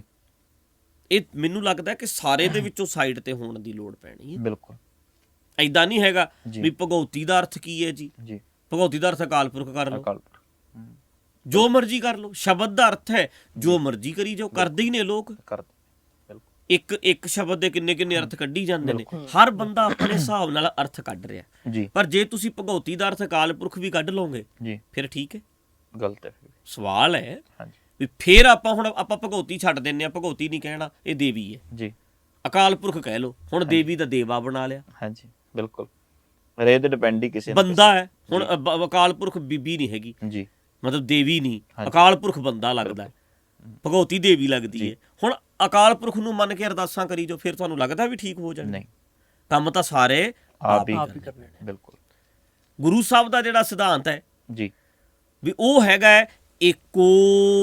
ਜੀ, ਹੁਣ ਭੱਜ ਕੇ ਵਿਖਾ, ਤੈਨੂੰ ਵਿੱਚ ਗਿਣ ਲਿਆ। ਬਿਲਕੁਲ, ਜੀ, ਜਿੰਨੀਆਂ ਅਰਦਾਸਾਂ ਕੀਤੀਆਂ ਜਾ ਰਹੀਆਂ ਨੇ, ਜੀ, ਜੀ, ਪੱਤਾ ਅਰਦਾਸ ਕਰ ਰਿਹਾ ਦਰਖਤ ਅੱਗੇ, ਹਾਂਜੀ, ਜਿੰਨੀਆਂ ਅਰਦਾਸਾਂ ਕਰੇਗਾ ਬਿਲਕੁਲ, ਉਹ ਵੀ ਦਰਖਤ ਦਾ ਪਾਰਟ ਹੈ ਤੇ ਉਹਦੀ ਡਿਊਟੀ ਵੀ ਨਾਲ ਹੀ ਲੱਗੀ ਜਾਂਦੀ ਹੈ। ਜਿੰਨੀਆਂ ਅਰਦਾਸਾਂ ਉਨੀਆਂ ਡਿਊਟੀਆਂ ਨਾਲ ਹੀ ਲੱਗੀ ਜਾਂਦੀਆਂ। ਬਿਲਕੁਲ, ਅਕਾਲ ਪੁਰਖ ਅੱਗੇ ਇੱਕੋ ਕਹਿਤਾ ਗੁਰੂ ਸਾਹਿਬ ਨੇ, ਹਾਂਜੀ, ਇੱਕੋ ਜਦੋਂ ਕਹਿਤਾ ਤਾਂ ਮਤਲਬ ਤੁਹਾਨੂੰ ਵਿੱਚ ਗਿਣ ਲਿਆ ਰੱਬ ਦੇ। ਜੀ, ਰੱਬ ਗਿਣਨ ਲੱਗੇ, ਆ ਵੀ ਰੱਬ ਹੈ, ਆ ਵੀ ਸਾਰਾ ਕੁਝ ਰੱਬ ਹੈ, ਆ ਵੀ ਰੱਬ ਹੈ, ਤੁਹਾਨੂੰ ਵੀ ਗਿਣ ਗਏ ਵਿੱਚ ਹੀ। ਹੁਣ ਭੱਜ ਕੇ ਵਿਖਾਓ, ਇੱਕੋ ਕਹਿ ਕੇ ਜ਼ਿੰਮੇਵਾਰੀ ਪਾਤੀ ਰੱਬ ਵਾਲੀ, ਹੁਣ ਨਿਕਲ ਕੇ ਵਿਖਾਓ ਵਿੱਚੋਂ। ਜੀ, ਪਾਤਸ਼ਾਹ ਦਾ ਕਨਸੈਪਟ ਕਿੰਨਾ ਕਮਾਲ। ਜੀ, ਬਿਲਕੁਲ, ਇੱਕ ਓੰਕਾਰ ਬਣਾ ਲਿਆ, ਹਾਂਜੀ, ਮਤਲਬ ਪਰਮਾਤਮਾ ਇੱਕ ਵੱਖਰੀ ਉਹਦਾ ਨਾਮ ਬਣਾ ਲਿਆ ਓੰਕਾਰ। ਓੰਕਾਰ ਨਾਮ ਬਣਾ ਕੇ ਇੱਕ ਵੱਖਰੀ ਸ਼ਕਤੀ ਬਣਾ ਲਿਆ, ਉਹਦੇ ਫਿਰ ਗੁਣ ਬਣਾਤੇ, ਸਤਨਾਮ ਕਰਤਾ ਪੁਰਖ ਨਿਰਭਉ ਨਿਰਵੈਰ। ਬਿਲਕੁਲ, ਆਪਾਂ ਕਹਿੰਦੇ ਇੱਕ ਉਹ ਹੈ, ਉਹੀ ਸਤਨਾਮ ਹੈ, ਉਹੀ ਕਰਤਾ ਪੁਰਖ ਹੈ, ਉਹ ਨਿਰਭਉ ਹੈ, ਨਿਰਵੈਰ ਹੈ, ਅਕਾਲ ਮੂਰਤ। ਮਤਲਬ ਸਹਿਪੰਗ ਆਪਣੇ ਆਪ ਤੋਂ ਬਣਿਆ, ਕਿਸੇ ਨੇ ਉਹਨੂੰ ਬਣਾਇਆ। ਹੁਣ ਮਤਲਬ ਇਹ ਹੈ ਵੀ ਜੇ ਅਸੀਂ ਭਗਉਤੀ ਛੱਡ ਵੀ ਦਈਏ, ਅਕਾਲ ਪੁਰਖ ਵੀ ਕਹਿ ਲਈਏ, ਗੱਲ ਫਿਰ ਉੱਥੇ ਹੀ ਖੜ ਜਾਂਦੀ ਹੈ। ਬਿਲਕੁਲ, ਭਾਸ਼ਾ ਬਦਲਣ ਦੇ ਨਾਲ ਦਾ ਸ਼ਬਦ ਬਦਲਣ ਨਾਲ ਅਰਥ ਬਦਲ ਲਿਆ ਜੀ, ਉਹ ਨਹੀਂ। ਤੁਸੀਂ ਇਹਦਾ ਇਹ ਦੱਸੋ ਵੀ ਉਹਦਾ ਲੋਕਾਂ ਨੂੰ ਫਾਇਦਾ ਕੀ ਹੋਇਆ? ਬਿਲਕੁਲ, ਸਮਾਜ ਨੂੰ ਫਾਇਦਾ ਵੇਖਣਾ ਇਹ ਪੈਣਾ। ਸੋ ਪ੍ਰਚਲਿਤ ਰੀਤ ਚੱਲ ਰਹੀ ਹੈ ਜੀ, ਉਹਦੇ ਤੇ ਸਵਾਲ ਨੇ ਜੀ। ਅਸੀਂ ਵੀ ਰੀਤ ਫੋਲੋ ਕਰ ਰਹੇ ਹਾਂ ਜੀ, ਇਹ ਨਹੀਂ ਅਸੀਂ ਭਗਉਤੀ ਕਹਿੰਦੇ ਜੀ, ਅਸੀਂ ਅਕਾਲ ਪੁਰਖ ਵੀ ਕਹਿਣ ਲੱਗ ਜਾਂਗੇ, ਹਾਂਜੀ, ਪਰ ਅਸੀਂ ਫਿਰ ਵੀ ਗਲਤੀ ਰਵਾਨ। ਹਾਂਜੀ ਜੀ, ਕੀੜੀ ਨਾ ਬਣਦਾ ਰਾਮਾ, ਪ੍ਰਹਿਲਾਦ ਡੋਲ ਜਾਂਦਾ, ਇਦਾਂ ਧਾਰਨਾ ਸੁਣਦੇ ਰਹੇ ਹੁਣ ਤੱਕ। ਕੀ ਸੱਚੀ ਰੱਬ ਆਇਆ ਸੀ ਪ੍ਰਹਿਲਾਦ ਨੂੰ ਮਤਲਬ ਹੌਸਲਾ ਦੇਣ ਲਈ, ਜਾਂ ਇਹ ਮਿਥਿਹਾਸਕ ਆਪਾਂ ਘਟਨਾ ਹੈ? ਜੀ, ਮਿਥਿਹਾਸਕ ਹੁੰਦੇ ਮਿਥਿਓਲੋਜੀ, ਜੀ, ਮਿਥਿਆ ਹੋਇਆ ਜੀ, ਇੱਕ ਸਟੋਰੀ ਬਣਾਈ ਗਈ ਹੈ ਲੋਕਾਂ ਨੂੰ ਸਮਝਾਉਣ ਵਾਸਤੇ। ਜੀ, ਇਸ ਕਰਕੇ ਵਿਸ਼ਵਾਸ ਬਣਾਉਣ ਵਾਲਿਆਂ ਨੇ, ਸ਼ਰਧਾ ਜਿਹੜੇ ਬਣਾਉਣ ਵਾਲਾ ਕਨਸੈਪਟ ਹੈ, ਇੱਕ ਸ਼ਰਧਾ ਵਾਲੇ ਨੇ, ਇੱਕ ਤਰਕ ਕਰਦੇ ਨੇ ਸ਼ਰਧਾ ਆਪਣੇ ਆਪ ਤੇ ਬਣਾਓ। ਸ਼ਰਧਾ ਬਣਾਉਣ ਵਾਲਿਆਂ ਨੇ ਇੱਕ ਸਟੋਰੀ ਬਣਾਈ ਹੈ, ਉਹ ਸਟੋਰੀ ਮਿਥਿਹਾਸ ਵਿੱਚ ਹੈ। ਉਸ ਸਟੋਰੀ ਦੀ ਐਗਜ਼ੈਂਪਲ ਪਾਤਸ਼ਾਹ ਨੇ ਗੁਰਬਾਣੀ ਵਿੱਚ ਵੀ ਦਿੱਤੀ ਹੈ, ਕਿਉਂਕਿ ਜਿਹੜੀ ਗੱਲ ਪ੍ਰਚਲਿਤ ਹੋ ਰਹੀ ਹੋਵੇ ਉਹਦੀ ਐਗਜ਼ੈਂਪਲ ਦੇ ਦਿੱਤੀ ਜਾਂਦੀ ਹੈ। ਬਿਲਕੁਲ, ਜ਼ਰੂਰੀ ਨਹੀਂ ਉਸ ਐਗਜ਼ੈਂਪਲ ਨਾਲ ਮੈਂ ਸਹਿਮਤ ਹੋਵਾਂ। ਬਿਲਕੁਲ, ਮਹਾਰਾਜ ਇਹ ਥੋੜਾ ਕਹਿ ਰਹੇ ਨੇ ਵੀ ਸਟੋਰੀ ਪ੍ਰਹਿਲਾਦ ਵਾਲੀ ਸੱਚ ਹੈ ਜਾਂ ਝੂਠ ਹੈ। ਜੀ, ਉਹਨਾਂ ਨੇ ਇਹਦੇ ਤੇ ਡਿਸਕਸ਼ਨ ਨਹੀਂ ਕੀਤੀ, ਪ੍ਰਚਲਿਤ ਗੱਲ ਚੱਕ ਕੇ ਪਾਤਸ਼ਾਹ ਨੇ ਉਦਾਹਰਣ ਦੇ ਦਿੱਤੀ। ਜਿਵੇਂ ਇੱਕ ਉਦਾਹਰਣ ਹੈ, ਹਾਂਜੀ, ਸੱਪ ਦੇ ਮੂੰਹ 'ਚ ਕੋੜ ਕਿਰਲੀ, ਹਾਂਜੀ, ਖਾਵੇ ਤਾਂ ਜ਼ਹਿਰੀ ਹੁੰਦਾ, ਹਾਂਜੀ, ਛੱਡੇ ਤਾਂ ਕਲੰਕੀ ਹੁੰਦਾ। ਸੱਪ ਦੇ ਮੂੰਹ 'ਚ ਕੋੜ ਕਿਰਲੀ, ਹੁਣ ਇਹ ਉਦਾਹਰਣ ਹੈ, ਬਿਲਕੁਲ ਪ੍ਰਚਲਿਤ ਹੈ ਜੀ। ਹੁਣ ਮੈਂ ਉਦਾਹਰਣ ਦੇ ਦਿੱਤੀ, ਹਾਂਜੀ, ਮੈਂ ਇਹ ਨਹੀਂ ਦੱਸਣ ਬੈਠਾ ਇੱਥੇ ਜੀ ਵੀ ਇਹ ਸੱਚੀ ਹੈ ਜਾਂ ਝੂਠੀ ਹੈ, ਮੈਂ ਐਗਜ਼ੈਂਪਲ ਸੀ ਮੈਂ ਚੱਕ ਕੇ ਦੇ ਦਿੱਤੀ। ਹੁਣ ਇੱਕ ਬੰਦਾ ਖੜਾ ਹੋਵੇ, ਉਹ ਕਵੇ ਇਹ ਤਾਂ ਜੀ ਤੁਸੀਂ ਫਿਰ ਉਦਾਹਰਣ ਕਿਵੇਂ ਦੇ ਦਿੱਤੀ? ਬਿਲਕੁਲ, ਕਿਉਂਕਿ ਸੱਪ ਦੀ ਸਭ ਤੋਂ ਵਧੀਆ ਸਵੀਟ ਡਿਸ਼ ਹੈ ਜਿਹੜੀ ਕੋੜ ਕਿਰਲੀ ਹੈ। ਸੱਪ ਕੋੜ ਕਿਰਲੀ ਖੁਸ਼ ਹੋ ਕੇ ਖਾਂਦਾ। ਤੁਸੀਂ ਕਹਿੰਦੇ ਕਲੰਕੀ ਹੁੰਦਾ, ਛੱਡਦਾ ਕਲੰਕੀ ਹੁੰਦਾ, ਖਾਂਦਾ ਕੋੜੀ ਹੁੰਦਾ। ਇਹ ਤਾਂ ਗੱਲ ਹੀ ਹੈ ਨਹੀਂ ਜੀ। ਪਰ ਫਿਰ ਮੈਂ ਕਹਾਂਗਾ ਭਰਾਵਾ, ਮੈਂ ਇਹਦੇ ਵਿਸਥਾਰ 'ਚ ਨਹੀਂ ਗਿਆ, ਇਹ ਸੱਚਾ ਹੈ ਕਿ ਝੂਠਾ ਹੈ। ਮੈਂ ਤਾਂ ਚੱਕਿਆ ਜੋ ਪ੍ਰਚਲਿਤ ਹੋਵੇ ਗੱਲ ਕਹਿਣ ਵਾਸਤੇ, ਸਮਝਾਉਣ ਲਈ ਹੈ। ਮੈਂ ਐਗਜ਼ੈਂਪਲ ਚੱਕੀ, ਮੈਂ ਲਾਤੀ। ਐਗਜ਼ੈਂਪਲ ਝੂਠੀ ਹੈ ਕਿ ਸੱਚੀ ਹੈ ਮੈਂ ਨਹੀਂ ਇਹ ਵੇਖਿਆ। ਗੱਲ ਪ੍ਰਚਲਿਤ ਜਿਹੜੀ ਹੋ ਜਾਂਦੀ ਹੈ ਉਹਨੂੰ ਅਸੀਂ ਚੱਕ ਲੈਂਦੇ ਹਾਂ। ਸੌਖਾ ਲੱਗਿਆ, ਮਤਲਬ ਸੌਖਾ ਲੱਗਿਆ। ਪਾਤਸ਼ਾਹ ਨੇ ਇੱਦਾਂ ਬਹੁਤ ਥਾਵਾਂ ਦੇ ਉੱਤੇ ਐਗਜ਼ੈਂਪਲਾਂ ਲਈਆਂ ਨੇ ਸਮਝਾਉਣ ਵਾਸਤੇ, ਸਿਰਫ ਸਮਝਾਉਣ ਵਾਸਤੇ। ਜੋ ਪ੍ਰਚਲਿਤ ਹੁੰਦਾ ਹੈ ਧਾਰਮਿਕ ਜਗਤ ਵਿੱਚ, ਜੋ ਪ੍ਰਚਲਿਤ ਸੀ ਉਸੀ ਐਗਜ਼ੈਂਪਲਾਂ ਨੂੰ ਚੱਕ ਲਿਆ ਤੇ ਲਿਆ ਕੇ ਸਾਡੇ ਸਾਹਮਣੇ ਕਲੀਅਰ ਕਰਤਾ। ਜਿਵੇਂ ਹੁਣ ਅਮਰੀਕਾ ਦੇ ਵਿੱਚ ਕੋਈ ਪ੍ਰਚਾਰਕ ਜਾਵੇ, ਜੇ ਉੱਥੇ ਜਾ ਕੇ ਖੂਹ ਦੀ ਉਦਾਹਰਣ ਦੇਗਾ ਤੇ ਉੱਥੇ ਔਖਾ ਹੋਣਾ ਹੈ, ਉੱਥੋਂ ਦੀ ਜਨਰੇਸ਼ਨ ਨਹੀਂ ਸਮਝਾਇਆ ਜਾਣਾ। ਮਤਲਬ ਉਹਨਾਂ ਨੂੰ ਸਮਝਾਉਣ ਲਈ ਉਹਨਾਂ ਦੀਆਂ ਉਦਾਹਰਨਾਂ ਚੱਕਣੀਆਂ ਪੈਣਗੀਆਂ। ਉਹਨਾਂ ਦੀਆਂ ਜਿਹੜੀਆਂ ਉਸ ਹਾਂਜੀ। ਲੋਕ ਨੇ ਜੀ। ਉਹਨਾਂ ਨੂੰ ਸਮਝ ਹੀ ਫੇਰ ਆਉਣੀ ਜੀ ਜੀ ਜੀ ਵੀ ਹਾਂ ਜੀ। ਉਹ ਜਿਹੜੇ ਏਰੀਏ 'ਚ ਜਾਂਦਾ ਜਾਂਦਾ ਉੱਥੋਂ ਦੀਆਂ ਉਦਾਹਰਨਾਂ ਦਿੰਦਾ। ਉਦਾਹਰਨਾਂ ਦਿੰਦਾ। ਪਾਤਸ਼ਾਹ ਜਿੱਥੇ ਆਏ ਸੀ ਜੀ ਜੋ ਸਮਾਜ ਵਿੱਚ ਵਿੱਚ ਪ੍ਰਚਲਿਤ ਸੀ ਉਦਾਹਰਨਾਂ ਉਦਾਹਰਣ ਦਿੱਤੀ। ਦਿੱਤੀ। ਹਾਂਜੀ, ਜੀ ਬਿਲਕੁਲ ਸਹੀ। ਹਾਂਜੀ, ਵਿਵੇਕ ਬੁੱਧ ਕੀ ਹੈ, ਇਹ ਕਿਵੇਂ ਮਿਲਦੀ ਹੈ?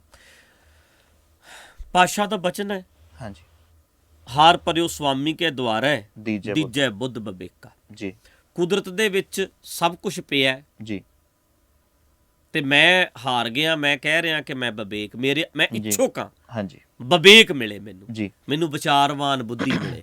ਵਿਵੇਕ ਹੁੰਦਾ ਹੈ ਵਿਚਾਰਵਾਨ ਬੁੱਧੀ। ਕਈਆਂ ਨੇ ਤਾਂ ਇਹਨੂੰ ਫਿਜ਼ੀਕਲੀ ਬਣਾ ਲਿਆ ਵੀ ਸਿੰਘ ਜੀ। ਵਿਵੇਕੀ ਹੈ, ਕਿਸੇ ਦੇ ਹੱਥ ਹਾਂਜੀ। ਦਾ ਨਹੀਂ ਖਾਂਦਾ, ਜੀ ਪ੍ਰਸ਼ਾਦ ਵੀ ਨਹੀਂ ਗੁਰੂ ਘਰੋਂ ਲੈਂਦਾ, ਜੀ। ਲੰਗਰ ਨਹੀਂ ਕਿਸੇ ਦੇ ਹੱਥ ਦਾ ਖਾ ਜੀ। ਸਕਦਾ। ਇਹ ਵਿਵੇਕੀ ਸਿੰਘ ਹੈ, ਜੀ ਇਹਨੂੰ ਵਿਵੇਕੀ ਨਹੀਂ ਕਹਿੰਦੇ। ਹਾਂਜੀ ਵਿਵੇਕੀ ਉਹ ਹੈ ਜਿਹੜਾ ਹਰ ਇੱਕ ਦੇ ਕਹੀ ਹੋਈ ਗੱਲ ਤੇ ਭਰੋਸਾ ਨਹੀਂ ਕਰਦਾ, ਜੀ ਸੱਚ ਤੇ ਭਰੋਸਾ ਕਰਦਾ। ਜੀ ਵਿਵੇਕ ਹੈ ਪੌਣੀ। ਜੀ ਜਿਵੇਂ ਤੁਸੀਂ ਮੈਨੂੰ ਸੁਣਾ ਰਹੇ ਹੋ, ਮੈਂ ਅੰਦਰ ਲਈ ਜਾਂਦਾ, ਜੋ ਸੁਣਾਈ ਜਾਂਦੇ ਹੋ ਮੈਂ ਅੰਦਰ ਸੇਵ ਕਰੀ ਜਾਂਦਾ। ਜੀ ਬਿਲਕੁਲ। ਇੱਕ ਹੁੰਦਾ ਹੈ ਪੌਣੀ ਲਾਈ ਹੋਈ ਹੈ, ਹਰ ਗੱਲ ਤੁਹਾਡੀ ਨੂੰ ਮੈਂ ਰਿੜਕਣਾ, ਬਿਲਕੁਲ ਠੀਕ ਹੈ ਕਿ ਗਲਤ ਹੈ। ਗਲਤ ਹੈ।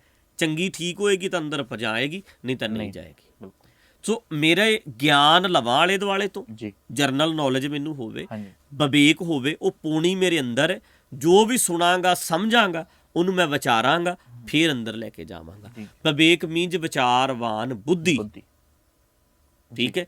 ਤੇ ਵਿਚਾਰਵਾਨਾਂ ਨੂੰ ਪੜ੍ਹ ਕੇ ਜੀ। ਸਮਝ ਕੇ ਸਮਾਜ 'ਚ ਪੜ੍ਹ ਕੇ ਠੋਕਰਾਂ ਧੱਕੇ ਖਾ ਕੇ ਬੰਦਾ ਵਿਚਾਰਵਾਨ ਹੋ ਜਾਂਦਾ ਤਜਰਬਿਆਂ ਦੇ ਨਾਲ। ਬਾਕੀ ਗੁਰਬਾਣੀ ਨੂੰ ਸਮਝੋ, ਉੱਥੋਂ ਵੀ ਸਾਨੂੰ ਵਿਵੇਕ ਬੁੱਧ ਮਿਲਦੀ ਮਿਲਦੀ ਹੈ। ਹਾਂਜੀ ਬਿਲਕੁਲ। ਹਾਂਜੀ, ਸਾਇੰਸ ਮੁਤਾਬਕ ਜਿਹੜਾ ਮੈਡੀਟੇਸ਼ਨ ਆ ਉਹਦੀ ਪਰਿਭਾਸ਼ਾ ਕੀ ਹੈ? ਇਹਨੂੰ ਆਪਾਂ ਪੈਂਡਿੰਗ ਰੱਖ ਲਈਏ ਜੀ ਇਸ ਸਵਾਲ ਨੂੰ, ਜੀ ਕਿਉਂਕਿ ਲੰਬਾ ਚਲੇ ਜਾਣਾ ਹਾਂਜੀ ਸਵਾਲ। ਘੱਟ ਤੋਂ ਘੱਟ ਆਪਾਂ ਨੂੰ ਇਹਨੂੰ 15 ਮਿੰਟ ਚਾਹੀਦੇ ਜੀ ਮੈਡੀਟੇਸ਼ਨ ਜੀ ਇਹਨੂੰ ਅਸੀਂ ਸਾਂਭ ਕੇ ਰੱਖ ਲੈਂਦੇ ਹਾਂ ਸਵਾਲ ਨੂੰ, ਆਉਣ ਵਾਲੇ ਪ੍ਰੋਗਰਾਮਾਂ ਵਿੱਚ ਕਰਾਂਗੇ।